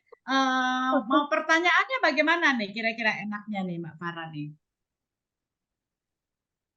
Oke, baik. Terima kasih Ibu Ani dan juga Ibu Ning. Nah, ini nanti untuk pertanyaannya kita adakan di sesi selanjutnya, Ibu. Jadi ini nanti kita ada info-info dikit juga nih, gitu. Jadi Oh sebelum ya, ada oke. pertanyaan, kita refresh lagi sedikit soal apa sih acara atau rangkaian acara dari webinar parenting ini, gitu. Hmm, Oke, baik. Oke, kalau begitu terima kasih banyak Ibu Ani dan juga Ibu Ning atas diskusi dan juga paparan materinya yang super menarik. Nah, di sini mungkin saya izin untuk menyimpulkan sedikit gitu ya. Jadi, di sini kita sebagai orang tua mungkin bisa mulai nih belajar juga untuk bisa membedakan nih kira-kira mana porsi kita sebagai orang tua untuk membimbing anak kita dengan porsi atau membedakan juga kira-kira apakah kemudian tindakan kita ini termasuk ke dalam aksi manipulatif gitu ya untuk memaksakan keinginan kita ke anak gitu. orang tua Dan ya. juga tentunya kita sebagai orang tua itu bisa harus mendampingi dan juga untuk bisa mendukung anak kita untuk bisa melatih bakat dan juga kemampuan dirinya, di mana itu beberapa caranya. Mungkin yang pertama itu tadi kita sebagai orang tua bisa menciptakan lingkungan yang kondusif bagi anak kita, kemudian juga mulai bisa untuk mengenali tipe kecerdasan anak kita masing-masing. Selanjutnya mungkin kita juga bisa nih Bapak Ibu untuk ajak anak kita untuk ngobrol, mungkin ngobrol empat mata gitu ya berdua untuk dengan cara mengajukan pertanyaan-pertanyaan misalnya kayak bagaimana mereka pada akhirnya bisa mengenali atau mengidentifikasi nih kekuatan dan juga kelemahan diri mereka gitu. Nah, Bapak Ibu pastikan untuk mengikuti acaranya sampai akhir karena nanti di akhir kita akan masih ada sesi tanya jawab yang pasti juga akan ditunggu atau dinanti-nantikan gitu ya oleh Bapak Ibu dan juga akan ada pengumuman hadiah nih atau giveaway dari teman-teman panitia untuk penanya terpilih gitu. Nah, sebelum kita masuk ke sesi Q&A atau sesi diskusi yang paling ditunggu-tunggu juga nih sama Bapak Ibu. Nah, di sini kalau misalnya Bapak Ibu ingat tadi di awal acara nih pas pembukaan itu saya sempet ya kayak menyebutkan kalau misalnya acara ini merupakan bagian nih dari rangkaian acara. Nah, kenapa sih kita sebutnya ini sebagai rangkaian acara? Karena ternyata Bapak Ibu acara kita ini atau acara Strengthening Parenting Connection 2023 ini memiliki acara webinar dan juga workshop, yang dimana webinar ini ditujukan untuk kita para orang tua. Nah, nanti workshopnya itu akan ditujukan untuk anak-anak kita, khususnya yang sudah remaja, begitu. Nah, di sini tadi kan setelah kita dengerin nih sesi diskusi dari para pembicara kita tahu kalau misalnya kita sebagai orang tua perlu untuk membimbing anak kita. Nah, untuk itu nanti melalui workshop ini juga akan tentunya dibawakan um, oleh tim esensi yaitu oleh Ibu Ani dan juga Ibu Ning yang dimana nanti melalui workshop ini anak-anak kita itu akan lebih diarahkan untuk menemukan dan juga untuk bisa mengulik lebih dalam tentang passion, personality atau kepribadian dan juga value mereka sebagai seorang individu gitu. Jadi dari mulai remaja nih udah mulai dikenalin juga untuk kita lebih mengenali diri mereka sendiri. Nah, singkatnya Bapak Ibu, nanti workshop kita atau yang sebagai turunan nih dari acara webinar kita malam ini, itu nanti akan berisi tentang semi coaching, di mana kita itu kira-kira akan ngobrol bareng one on one dengan peserta workshop atau yaitu anak-anak kita. Kita bisa nanti bertanya dan juga bisa di mana nanti ini tim esensi nanti akan bisa mengajak mereka juga untuk diskusi supaya anak-anak kita ini bisa menemukan keinginan dan juga arah atau pathway dari karir mereka. Nah, selain itu juga nanti anak-anak kita di sini akan mendapatkan motivasi diri, kemudian ada juga insight positif, koneksi baru, dan juga grup konsultasi, karena nanti akan ada banyak teman-teman yang lain yang seumuran gitu ya sama anak-anak kita, dan juga nanti tentu saja karena workshopnya ini akan dilaksanakan selama 3 jam kurang lebih, nanti juga akan difasilitasi untuk makan siangnya begitu. Nah, karena nih webinar kita ini tentang karir, tentang persiapan karir anak, maka tentu saja nanti workshopnya itu juga akan berbicara seputar karir, yang dimana nanti di workshop yang ditujukan untuk anak-anak kita ini, dari panitia itu juga akan ada menyediakan jasa tes minat bakat dengan rincian em, harga ataupun pembiayaan sebagai berikut. Nah, nanti kalau misalnya untuk workshopnya, itu untuk anaknya harga normalnya adalah Rp600.000. Namun kalau misalnya nih Bapak Ibu ingin atau tertarik banget untuk mengikut sertakan anak-anaknya di workshop dan mendaftar malam ini juga, nanti akan mendapatkan harga spesial dengan besaran potongan Rp100.000 begitu. Jadi nanti cukup bayar 500.000 aja. Nah, kemudian kalau misalnya sekalian nih bundling, Mbak, gitu kan sama tes minat bakat dan workshop itu nanti bisa juga. Nah, untuk harga keterangan untuk jasa tes minat bakat dan juga untuk bundling workshopnya, itu nanti bisa langsung ditanyain aja ke Kak Andrea atau Kak Nanda di sini ya sebagai kontak person nih dari kegiatan kita selanjutnya yaitu di workshop gitu. Nah, nanti pengerjaan tes minat bakatnya ini tentu akan dilaksanakan di hari akan dilakukan bisa by request mungkin gitu ya Kak ya. Jadi nanti bisa setelah ataupun sebelum tergantung nanti timing dari peserta dan juga dari tim esensinya seperti apa waktunya gitu. Dan nanti akan dilaksanakan tentunya offline di kampus MNP atau di kampus Politeknik Multimedia Nusantara. Nah, saya juga tadi lupa nih infoin waktunya. Nah, jadi workshop untuk anak-anak kita ini akan berlangsung di hari Sabtu, 21 Oktober 2023 dari jam 9 pagi sampai jam 12 siang gitu. Nah, kalau misalnya nih Bapak Ibu nanti tertarik juga untuk mungkin tanya-tanya dulu juga tentang workshopnya nanti lebih detail, itu nanti bisa langsung menghubungi ke Andrea yang nomornya itu sudah tertera di Jarkom ataupun di poster kegiatan kita gitu ya. Jadi nanti bisa langsung aja nih dikepoin lagi ke Kak Andreanya gitu. Oke, Mbak Farah, nah ini sekarang untuk anak umur kita berapa ya Mbak masuk Farah kali ya? ya. Sorry. Ada yang Kenapa Ibu nanya, Ani ini mohon maaf? untuk anak umur berapa? Ada yang nanya, ini kebanyakan, ini untuk anak umur berapa katanya?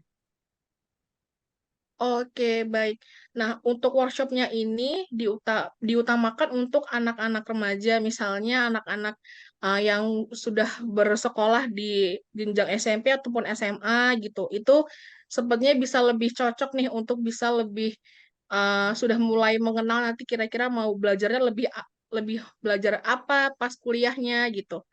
Jadi workshopnya itu akan lebih suitable untuk teman-teman ataupun untuk anak-anak remaja kita yang usianya berkisar di jenjang SMP ataupun SMA. Begitu Ibu Ani. Oh, oke, oke, oke. Ibu Bapak sekalian saya juga tambahkan, karena ini juga saya dikasih tanggung jawab untuk menyiapkan ini, saya dan Mbak Ning. Nanti kami pakai metode semacam semi coaching gitu ya, semi coaching kepada anak-anak ini sehingga mereka bisa kemudian lebih menelusur kira-kira lebih cocoknya kemana. Tetapi itu tentu saja disesuaikan dengan bakat. Jadi bukan requestnya orang tua atau mungkin apa yang dia merasa tuntutan, tapi lebih ke bakatnya dia. Nanti dia temukan, baru kemudian nanti dia memutuskan dia mau kemana gitu sih. Nah, tadi kami mempersiapkan dalam bentuk semi coaching istilahnya ya, nggak coaching full, tapi dia akan banyak kita ajukan pertanyaan-pertanyaan di dalam program kita nanti jenis kegiatannya. Gitu ya Mbak Sarah ya, Mbak Farah ya. Iya, betul Ibu Ani. Jadi nanti temanya apa? Format acaranya lebih ke semi coaching, jadi bisa istilahnya bisa brainstorming bareng gitu. Gitu ya Bu Ani ya. Ya, Oke. ya, ya. Nah, sekarang kita masuk juga nih ke sesi tanya jawab atau sesi Q&A. Nah, di sini dari teman-teman panitia dan juga Bapak Ibu sudah ada banyak banget nih yang udah masukin pertanyaan di kolom Q&A yang ada di Zoom-nya gitu. Nah, jadi nanti supaya nanti bisa lebih adil gitu ya. Nanti dari saya akan membacakan 3 pertanyaan teratas nih yang ada di kolom Q&A. Nah, kalau misalnya nanti Bapak Ibu merasa pertanyaannya belum dibacakan, itu nanti bisa raise hand aja. Nanti setelah raise hand, nanti kita akan berikan kesempatan kepada 2 orang nih untuk bertanya dengan cara open mic, jadi kayak ngomong langsung gitu ya. Oke, jadi Ibu Ani dan juga Ibu Ning, kita mungkin masuk ke pertanyaan yang pertama nih dari kolom Q&A-nya. Pertanyaannya diajukan oleh Ibu Eliza Riahta. Selamat malam Ibu Ani. Pertanyaan saya adalah, wajarkah kalau seorang ibu tiap hari memarahi anaknya? Kalau orang tua marah terus karena sikap anak yang suka melawan, menjawab ortu, sebaiknya anak didiamkan, atau tiap dia berbuat salah selalu dinasihati. Tapi jika dinasihati, anaknya tidak berkenan. Apa yang harus saya lakukan? Saya bingung, Bu. Terima kasih banyak. Nah, mungkin dari Ibu Ani dan Ibu Ning, dipersilakan untuk Ya, saya menjawab. dulu aja nih, Gimana? saya dulu nih. Gemes nih saya Nah, mau itu jawab. kayaknya bagian Jangan Mbak marah, Ani itu. tunggu. Mengapa anak begitu? Mengapa anak kemudian menjadi melawan? Itu ya mungkin karena ibu marah. Jadi ini kan cepet-cepetan mana nih, telur apa ayam gitulah istilahnya gitu ya. Jadi mungkin pada saat ibu lebih woles sama dia gitu, lebih penuh menunjukkan bahwa menunjukkan kasih sayang. Justru anak kemudian menjadi semacam terkejut gitu ya, kok mama nggak marah gitu. Nah maka dia mungkin akan didengarkan. Jangan pernah bosan menasehati. Tetapi nggak selamanya anak suka dinasehati. Mungkin dia hanya ingin didengarkan saja. Begitu ya. Nah, dengarkanlah. Gitu kira-kira. Monggo Maning kalau mau nanya. Mau Saya jawab. tambahin dikit aja sih, berdasarkan pengalaman ya, menangani anak-anak remaja, mereka tuh nggak bisa mendengarkan kuliah ya. Kuliah dalam artian kalau kita ngomongin terlalu Yang mulainya panjang orang gitu. Jadi tua. kalau ngomong sama anak jangan kayak ngomong kayak novel gitu. Cukup mungkin cerpen atau lebih singkat lagi bahasa puisi aja kali yang pendek-pendek. Artinya ini ya, kita maunya apa, shortcut gitu dan mereka lebih gampang nangkep gitu. Itu sih mungkin ya. Jadi itu akan membuat komunikasi dengan anak akan lebih lebih oke juga sih. Iya, iya, iya. Lanjut, Bu. Mbak Farah. Oke. Lanjut nih Kak Farah. Oke, lanjut ya. Kita ke pertanyaan yang kedua nih dari Ibu Desi Lengke. Hmm. Kadang-kadang anak sering memilih pekerjaan masa depan itu sesuai dengan kesukaan saat ini saja. Begitu nanti ada perubahan, dia juga berubah. Jadi bagaimana sikap yang harus orang tua kembangkan? Silakan Ibu Ani dan juga Ibu Ning. Maning dulu apa saya? Mana Oke. aja deh. Oke. Oke, Oke. saya dulu lah ya, Mbak Ning. Oh, ya, Boleh. ya, oke, Mbak Ning. Aku dulu ya, Mbak ya. Jadi menurut Ya, saya pada saat kemudian anak kemudian berubah dengan ini, biarin aja ya, Mama. Kalau ini anak, ini dugaan saya anaknya juga mungkin masih remaja ya. Jadi itu pasti mungkin bisa berubah. Itu sebetulnya karena bakatnya yang ada itu belum benar-benar fix dia dapatkan dan minatnya itu juga belum jejak istilahnya. Jadi nggak apa-apa Bu, ikutin aja dulu tapi diingatkan loh. Ayo kita ingat waktu itu yang kamu ambil apa. Kira-kira kenapa sekarang kemudian berubah? Kenapa alasannya dan sebagainya itu kita ajak ngomong. Nanti bersamaan dengan usianya dia, harusnya dia juga bisa lebih mengerti. Kalau dia sudah menuju dewasa, dia kemudian ingat dengan tanggung jawabnya, target apa yang harus dilakukan. Dia nanti akan menelusur lagi apa yang kemudian lebih mudah dia lakukan. Lebih mudah itu artinya bakat. Dan apa yang lebih dia suka. Lebih suka berarti minat. Kalau bakat dan minatnya kemudian dia udah temukan, itu nggak usah khawatir deh. Tapi memang nggak langsung berhasil, nggak langsung sukses. Ibu pun harus sabar dengan proses. yang terjadi di anaknya ini yang harus dilakukan. Gitu ya Ibu Desi ya? Iya.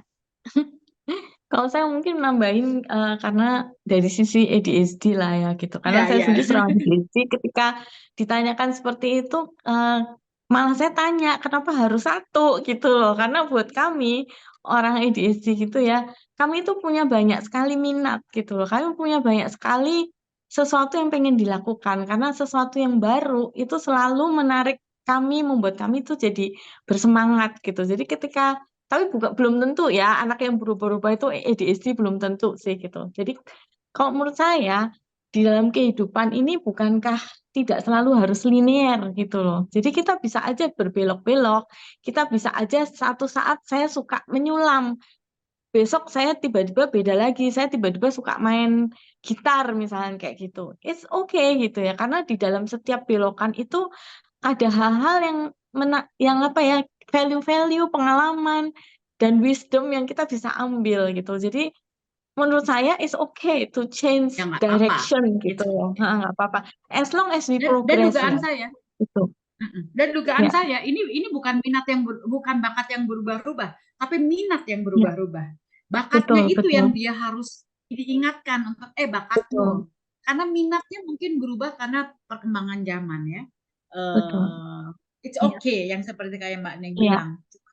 Mungkin bakatnya dia terus akan apa ya, dipertajam terus gitu lah betul, kira-kira. betul. Bedakan antara minat dan bakat. Nanti tanggal 21 itu nanti kita bedakan untuk anak-anak kita itu Iya, membedakan antara minat dan bakat.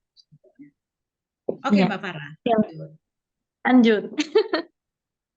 Oke, lanjut ya ke pertanyaan yang ketiga nih untuk yang dari sisi kolom Q&A. Jadi dari Ibu Yohana Heni, Ibu Ning, saya mau tanya, bagaimana caranya mengajak anak untuk bisa mengenali dirinya sendiri? Bisa tolong berikan contohnya, Bu? Terima kasih. Kebetulan anak saya SMP. Nah, Ya, silakan ini Ibu Ning. bisa self awareness, monggo Mbak, self awareness. Oke.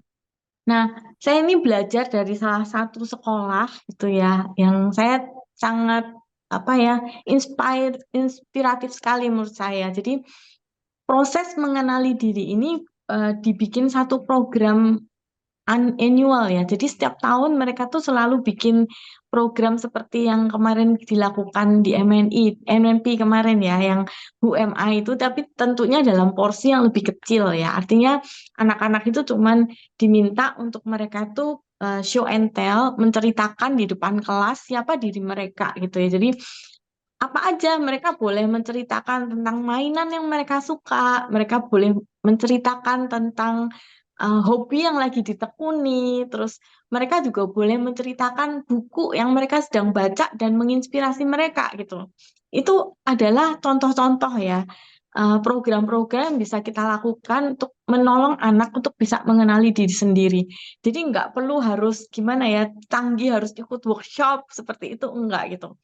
Tapi itu perlu kita lakukan secara berkala. Nah, itu juga saya lakukan kepada anak-anak. Jadi, saya ikutin setiap tahun tuh mereka akan update dengan apa yang mereka senangi, dengan apa yang menjadi pemikiran mereka. Dan kadang-kadang simple aja, as simple as saya tuh ngajak ngobrol aja gitu loh. Nak gitu ya, kamu kok sekarang lagi seneng banget tuh gambar-gambar, terus sebenarnya gambar apa? Terus dia ceritain dari situ gitu loh. Dia ceritain tentang apa yang menjadi pemikiran dia, keinginan dia, dan dari situ aja kita udah bisa melihat banyak sekali ya tentang tentang mereka gitu loh. Itu mungkin ya Kak yang bisa menjadi satu ide lah buat orang tua untuk menolong anak mengenali diri sendiri. Tadi termasuk kelebihan dan juga kelemahan. Kenapa saya bilang mengenali kelemahan juga penting? Karena kelemahan ini menjadi salah satu yang apa ya? Tadi bukan berarti bahwa kelemahan itu harus dihilangkan ya. Saya nggak melihat bahwa ketika kita ngomongin kekuatan dan kelebihan harus ditonjolkan, kemudian kelemahan harus dihilangkan, nggak seperti itu. Jadi gimana dengan kelebihan kelemahan itu anak-anak itu bisa menjadi seseorang yang balance. Jadi mereka tahu tentang diri mereka suka apa, mereka nggak suka apa, mereka jago apa, mereka lemah di mana gitu ya. Itu akan menjadi satu kesatuan, menjadi satu apa namanya personality mereka gitu ya, digabung nanti dengan personality yang mesti introvert atau extrovert kayak kayak gitu ya. Jadi itu akan menolong mereka untuk memilih nanti di jalur karir kayak gitu. Jadi kalau orang introvert ya mungkin nggak cocok, misalkan kalau misalkan dia harus ngobrol di depan orang atau karir-karir yang membutuhkan banyak interaksi dengan orang akan membuat mereka energinya akan break down kayak gitu. Mungkin seperti itu ya, Mbak Ani ya, dan teman-teman semua. Iya, iya. Lanjut. Oke, baik. Terima kasih Ibu Ning. Nah, sekarang kita geser nih ke sesi Q&A, tapi dengan cara open mic gitu ya. Nah, tadi sempat nih dari peserta ada yang open mic juga, itu dari Ibu Reti. Mungkin Ibu Reti, silakan Ibu Reti bisa langsung open mic aja, terus bisa langsung diutarakan nih kegelisahannya seperti apa gitu. Silakan Ibu Reti. Terima kasih Kak Farah. Selamat malam Bu Ani, Bu Ning. Selamat Mohon malam, Bu maaf nih Reti. saya off cam, Selamat sinyalnya malam. keputus kalau on cam. Iya, Ya, gimana, Bu? gini Bu, kan kebetulan saya punya 2 anak, dua-duanya masih SD, tetapi yang terutama saya fokus ke kakaknya dulu karena kakaknya udah mulai pingin ikut kegiatan banyak gitu ya. Saya niat awalnya saya kepingin jadi orang tua yang memberi kebebasan buat mereka karena kan saya juga nggak mau ya punya pengalaman gitu orang tua saya strict saya harus ikut kegiatan ini gitu dan saya merasa terpaksa mengikutinya saat itu gitu jadi saya merasa kalau saya punya anak saya nggak boleh kayak gitu saya mau kasih mereka kebebasan awalnya nih niat awalnya gitu nih Ibu tapi seiring berjalannya waktu ketika ada pilihan misalkan ekstrakurikuler gitu ya atau saya mau tawarin mereka les apa gitu. Nah, anak saya yang pertama nih kecenderungannya misalkan ekstrakurikuler, aku maunya ikut ini mah. Kenapa gitu? Saya pikir dia tertarik ke bidang itu. Tapi itu karena teman aku ada di situ gitu. Jadi kecenderungan pilihannya itu bukan karena dia menyadari bahwa dia punya bakat atau dia memang ingin mempelajari itu, tapi karena ada teman. Sehingga yang niat awal saya kepingin memberi kebebasan gitu saya jadi kembali lagi ke masa orang tua saya dulu enggak deh jangan itu kamu ikut ini aja misalkan kamu kan suaranya bagus kamu ikut paduan suara kamu ikut ini jadi saya cenderung malah jadi mengarahkan lagi gitu. Pertanyaan saya bagaimana ya baiknya supaya saya tuh bisa apa ya membimbing supaya mereka lebih mengenali gitu terutama anak saya masih SD kan ya Bu Ani jadi supaya nggak terbawa teman tapi tahu oh ya aku nih punya bakat ini gitu saya juga nggak mau terjebak dulu sebenarnya saya kepingin ini tapi saya nggak punya keberanian jadi terus saya memaksakan cita-cita saya ke anak saya juga nggak mau terjebak kayak gitu tapi saya melihat bakat itu sebenarnya ada dan ini yang saya sempat rasakan sekarang sebenarnya saya juga punya bakat gambar tapi dulu saya nggak kembangin kenapa ya gitu nah saya melihat bakat itu ada juga di anak saya tapi kok dia nggak ngelihat itu gitu terima kasih Oke, Bu. Bu. Bu Reti, Farah. thank you banget. Saya punya gambaran begini. Kalau memang itu yang terjadi, Ibu mesti lihat. Kalau dari temannya, itu teman yang mana? Teman sekolah kah? Kalau teman sekolahnya, Ibu mesti percaya sekolahnya oke atau tidak. Gitu aja dulu. Jadi biarkan saja dulu. Namanya juga anak-anak, dia pasti akan memilih mana yang dia suka. Gitu. Ya enggak apa-apa. Siapa tahu dari yang dia suka itu justru bisa dikembangkan. Ini menjadi sesuatu. Jangan memastikan bahwa apa pengalaman buruk yang terjadi di kita itu bisa terjadi di anak, walaupun kita tetap harus hati-hati. Kira-kira gitu. Nah, gimana kalau kita 50-50 sama anak? Oke, kamu mau yang ini karena gini, tapi mama maunya gini. Jalan keluarnya gimana nih? Kadang-kadang anak juga bisa diajak ngomong untuk kemudian mengambil keputusan terhadap apa. Artinya kalau keputusan itu diambil, pastikan bahwa keputusan itu juga ada suaranya dia, bukan cuma suara kita. Karena bisa saja kalau hanya suara kita dan itu juga enggak dan kan kita juga nggak tahu ya. Anak kalau biarpun dia punya bakat tapi ternyata dia terpaksa dia gengsi untuk menunjukkan hal baik sama kita. Ada nggak sih? Ada banget. Banyak anak yang sebenarnya bagus cuma aduh disengajain oh, nanti mama senang kalau begini. Ya nggak apa-apa ya. Maksudnya ya coba aja. Artinya saya sih selalu merasa gini. Kadang-kadang kita merasa terburu-buru karena kita merasa udah nggak punya waktu lagi untuk anak. Kita punya waktu banyak Ibu Bapak untuk anak. Karena itu berkomunikasilah dengan dia. Sampai anak itu juga mau berproses. Nah jadi Bu Reti intinya pertanyaan saya ya udah nggak apa-apa. apa yang dia mau seperti yang karena temennya ikut ya nggak apa-apa.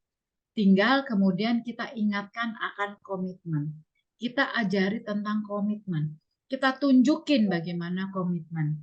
Nah, dengan demikian kita akan kemudian membantu mereka untuk supaya lebih bisa clear dengan apa yang bisa baik untuk mereka. Itu sih pilihan saya. Dan ini teori, Bu.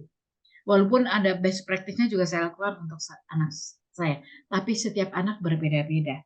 Karena itu cobalah kayak artinya kayak bongkar pasang bakatnya dia. Bongkar pasang aja nggak apa-apa. Apalagi masih SD, Ibu.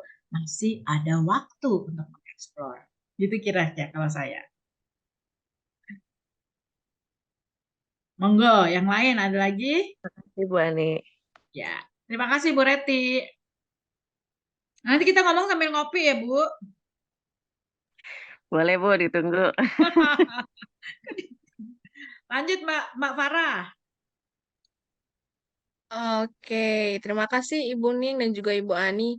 Nah, ini kita ada satu lagi nih kesempatan untuk Bapak Ibu yang ingin bertanya dengan raise hand. Mungkin bisa langsung raise hand aja. Itu. Kalau nggak ada, ini banyak sekali nih pertanyaan belum terjawab nih. Iya, kalau misalnya tidak itu nanti kita kembali lagi nih satu berarti ke kolom Q&A gitu. Ya, silakan.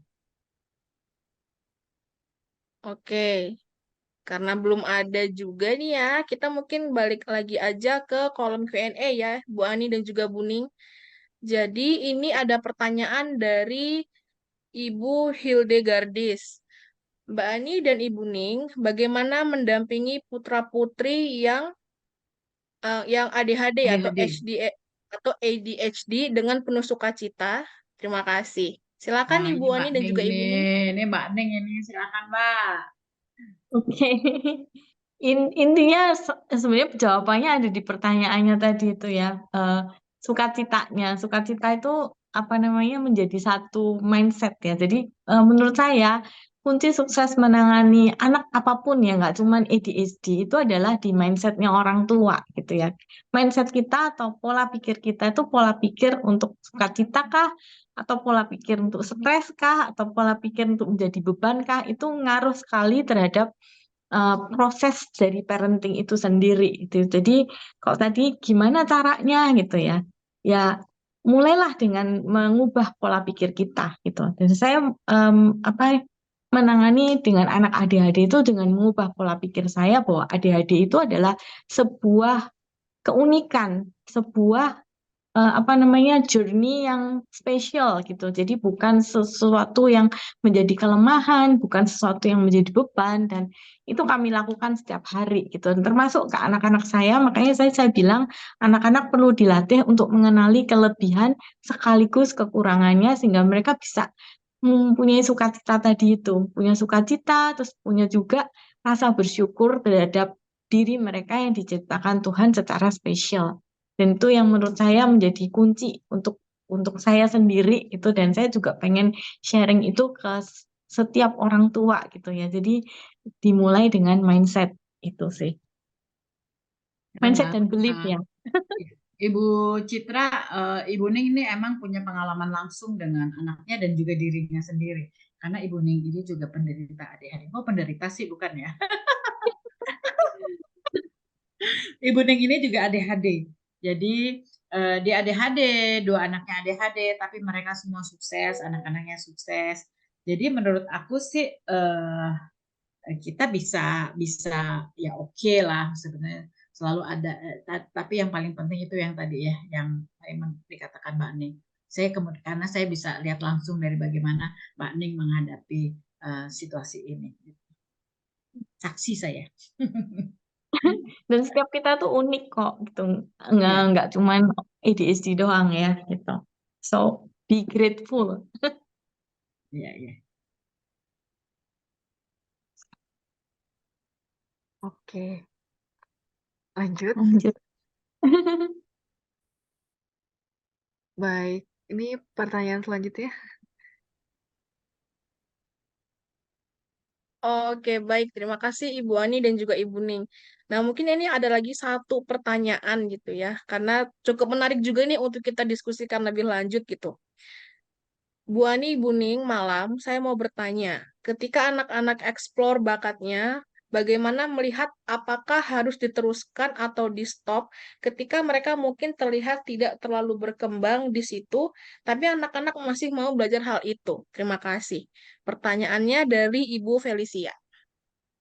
Saya senang sekali loh. Saya senang sekali kalau kayak gini. Dari mana ibu tahu bahwa anaknya tidak berkembang? Apakah itu memang tidak berkembang atau itu standar kita? Itu dulu yang mesti kita sadari. Jadi kita merefleks. Kalau anak masih kepengen, berarti dia punya minat yang besar di sana atau dia punya ketekunan. Coba cari tahu. Datangi gurunya, datangi mentornya. Gimana ya? Ini anak saya masih suka, tapi kok kelihatannya saya tidak melihat perkembangannya. Misal gitu. Jadi berdialoglah dengan mentornya menurut saya. Karena jarang sekali anak yang masih terus mau. Kebanyakan anaknya udah ogah sementara orang tuanya masih paksa. Nah, menurut saya Ibu ini bagus sekali dan harus diapresiasi, ditemani, diantar supaya perkembangannya kemudian bisa menjadi lebih baik. Percayalah bahwa semua hal itu pasti nggak ada yang kebetulan gitu ya. Nah, kita cari itu refleksi ya untuk kita. Itu Mbak Farah menurut saya. Oke, baik. Terima kasih Ibu Ani dan juga Ibu Ning gitu. Nah, ini ternyata ada lagi nih satu pertanyaan lagi mungkin ya ini. Karena cukup banyak nih ternyata yang masih belum terjawab. Jadi kita jawab-jawabin dulu aja gitu ya. Ini pertanyaannya dari Ibu Veronica. Setiap anak pasti mempunyai kelemahan. Apakah kelemahan itu perlu diatasi atau hanya fokus untuk mengembangkan pada bakat yang sudah terlihat saja? Contohnya, bagaimana caranya mengatasi kelemahan anak di bidang bahasa, tapi dia tertarik pada matematika. Gitu. Silakan Ibu Ning dan juga Ibu Ani. Bu Jadi cara Ning, mengimbanginya mungkin itu seperti apa gitu. Mungkin kalau saya sih ya itu lebih melihat pada fokus pada kelebihan yang kita bisa kembangkan gitu ya. Sedangkan kelemahan itu tadi itu ya untuk membalance tadi eh, kalau kita lakukan terhadap anak itu mungkin cukup, maaf Pris nggak ya?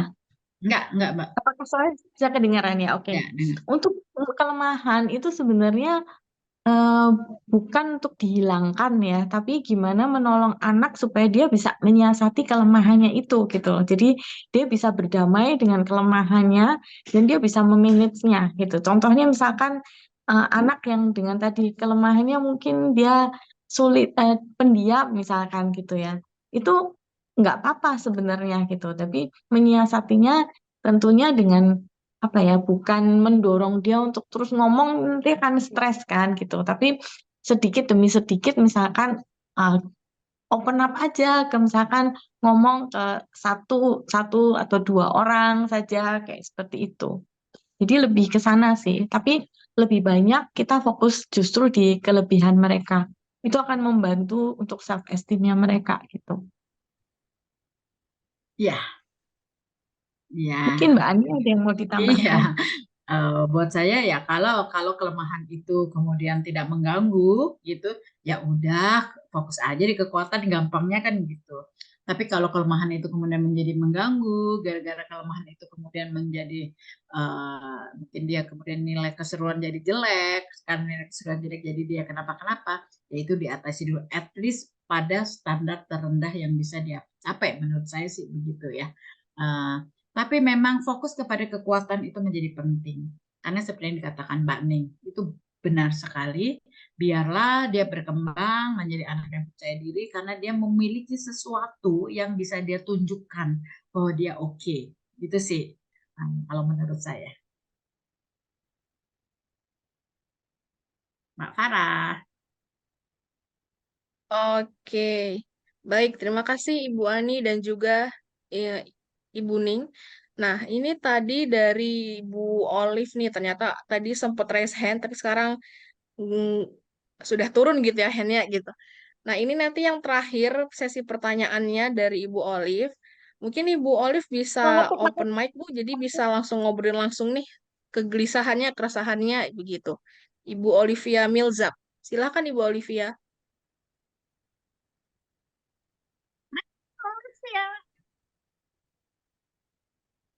Halo Ibu Olivia. Yang nggak ada Bu orangnya kayaknya. Oh Hmm, ini oke, Olivia nih. Oke, udah nggak resign lagi. Yang lain iya saja sudah lagi Bu ngerasa kalau ada. lagi. Oke, mungkin ada lagi nih yang mau bertanya, bisa langsung raise hand Udah aja. semua ya. Terakhir nih, bener-bener terakhir nih. The last question banget nih gitu ceritanya gitu kan. Oke, oke, oke, oke. Kalau nggak ada, oke deh ini mungkin saya bacain aja ya. Ini Tadi ada Bu pertanyaannya Olivia Menza dari, tertulis tuh dia. iya ada tertulis juga gitu.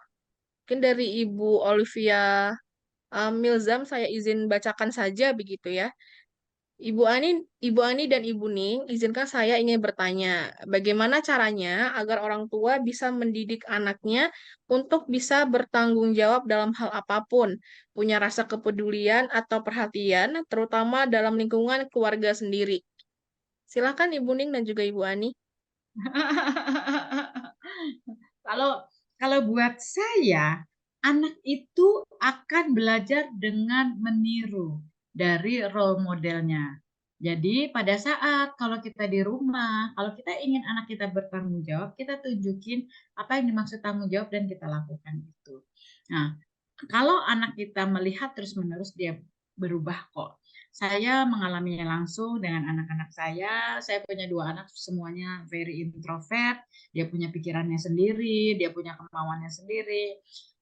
Kadang-kadang kami juga jengkel sebagai ayah dan ibunya, tapi akhirnya sekarang anak sudah mulai menuju ke remaja akhir, dewasa muda. Itu kami perhatian ternyata mereka melakukan apa yang kita lakukan. Jadi secara tidak sadar mereka nggak perlu mengakui, mereka mengikuti kok apa yang menjadi apa menjadi istilah saya itu apa ya kayak budaya keluarga kita gitu ya. Jadi percayalah bahwa anak bisa bertanggung jawab dan sebagainya, bisa peduli, bisa perhatian itu dimulai dari apakah kita juga melakukannya seperti itu gitu. Pelan-pelan, mesti sabar walaupun juga terus-menerus kita ingatkan.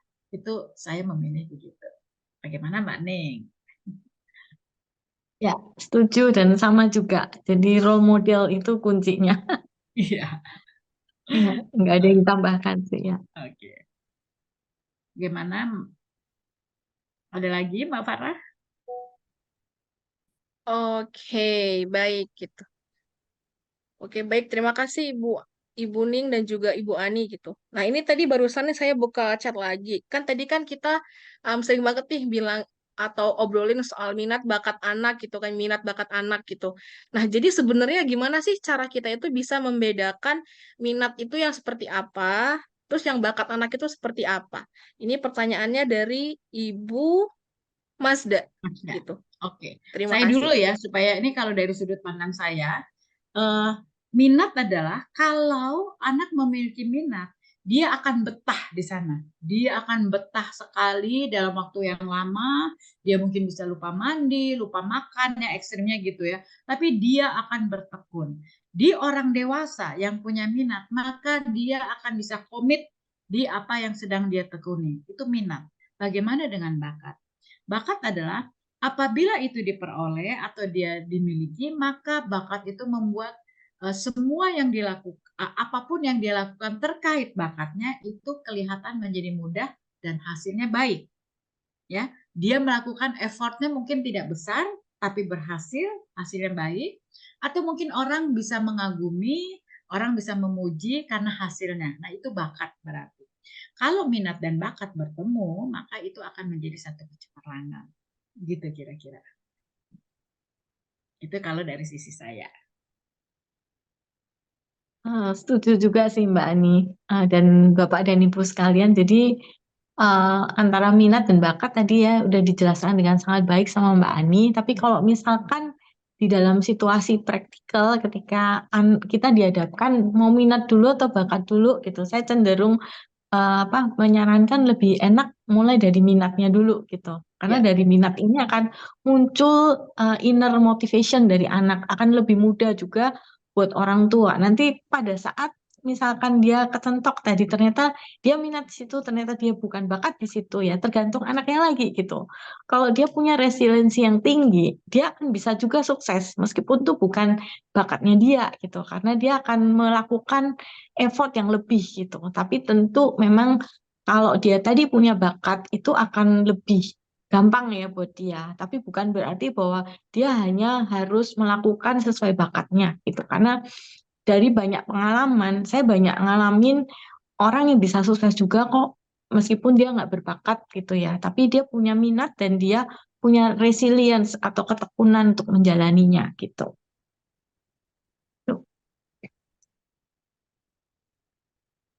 Oke, baik. Terima kasih Ibu Ani dan juga Ibu Ning. Semoga pertanyaan yang tadi soal perbedaan minat bakat itu bisa menjawab ya Ibu Mazda gitu.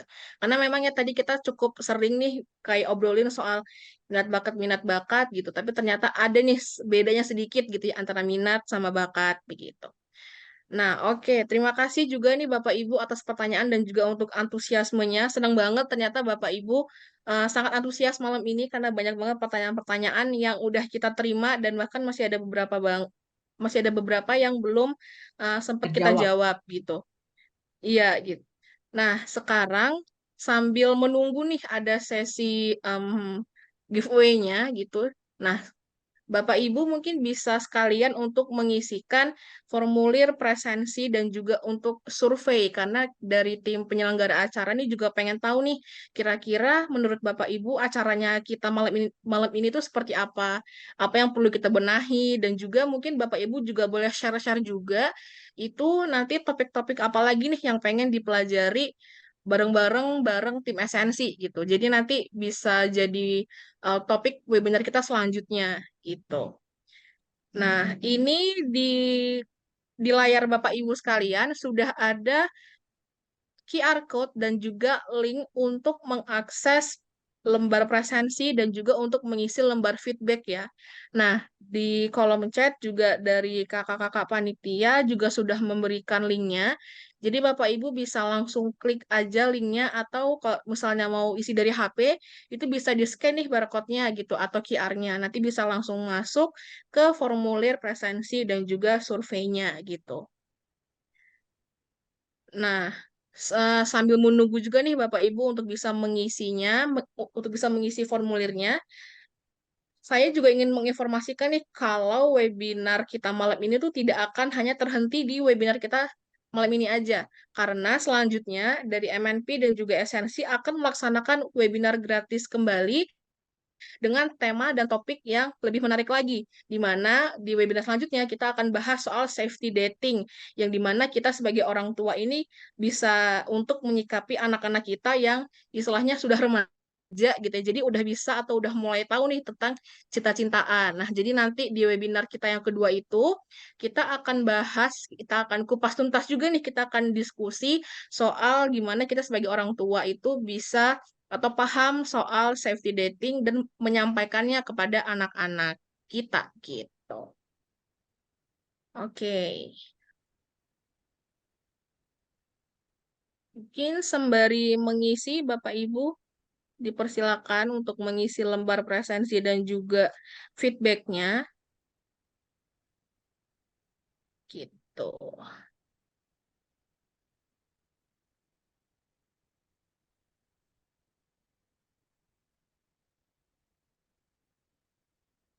Oke.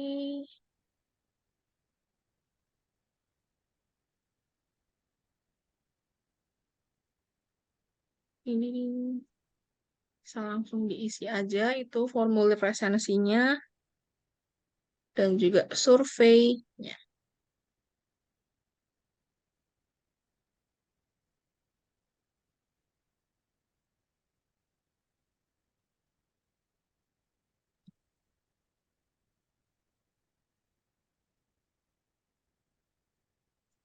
Oke, nah karena sekarang nih Bapak Ibu sudah jam 9 juga gitu ya.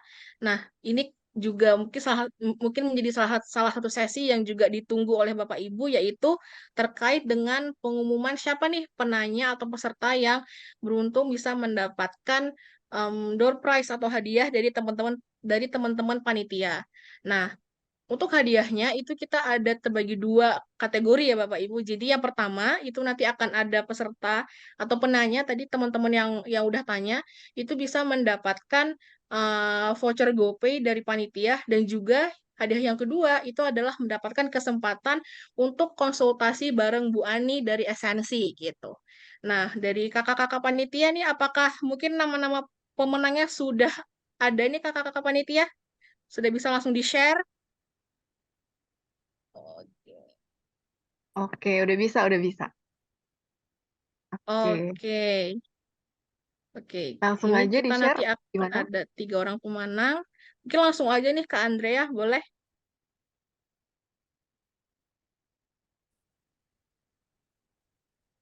Oke, ini dia 3 peserta kita malam ini nih yang bisa atau yang beruntung untuk mendapatkan hadiah dari MNP dan juga dari Esensi, yaitu ada Ibu Reti atau yang di Zoom-nya tertulis Reti, kemudian ada Ibu Felicia dan juga Ibu Yohana.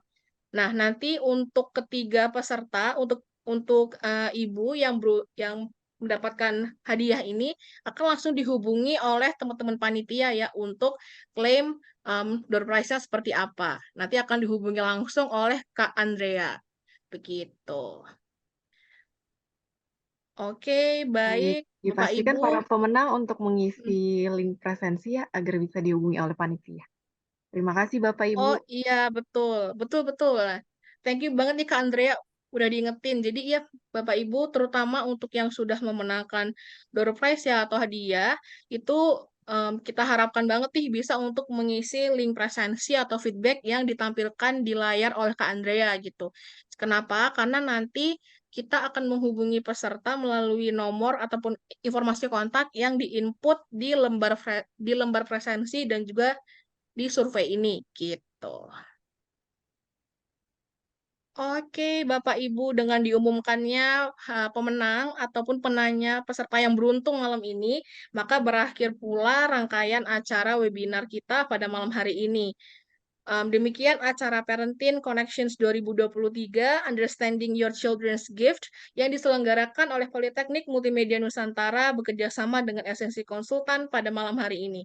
Terima kasih banyak atas waktu Bapak Ibu, dan jangan lupa untuk kepoin lagi nih nanti webinar kita yang kedua, yaitu di soal safety dating gitu, dan juga untuk workshop kita yang akan dilaksanakan di tanggal 21 Oktober ini gitu. Bisa langsung kontak ke Andrea aja ya Bapak Ibu untuk informasi lebih lanjutnya.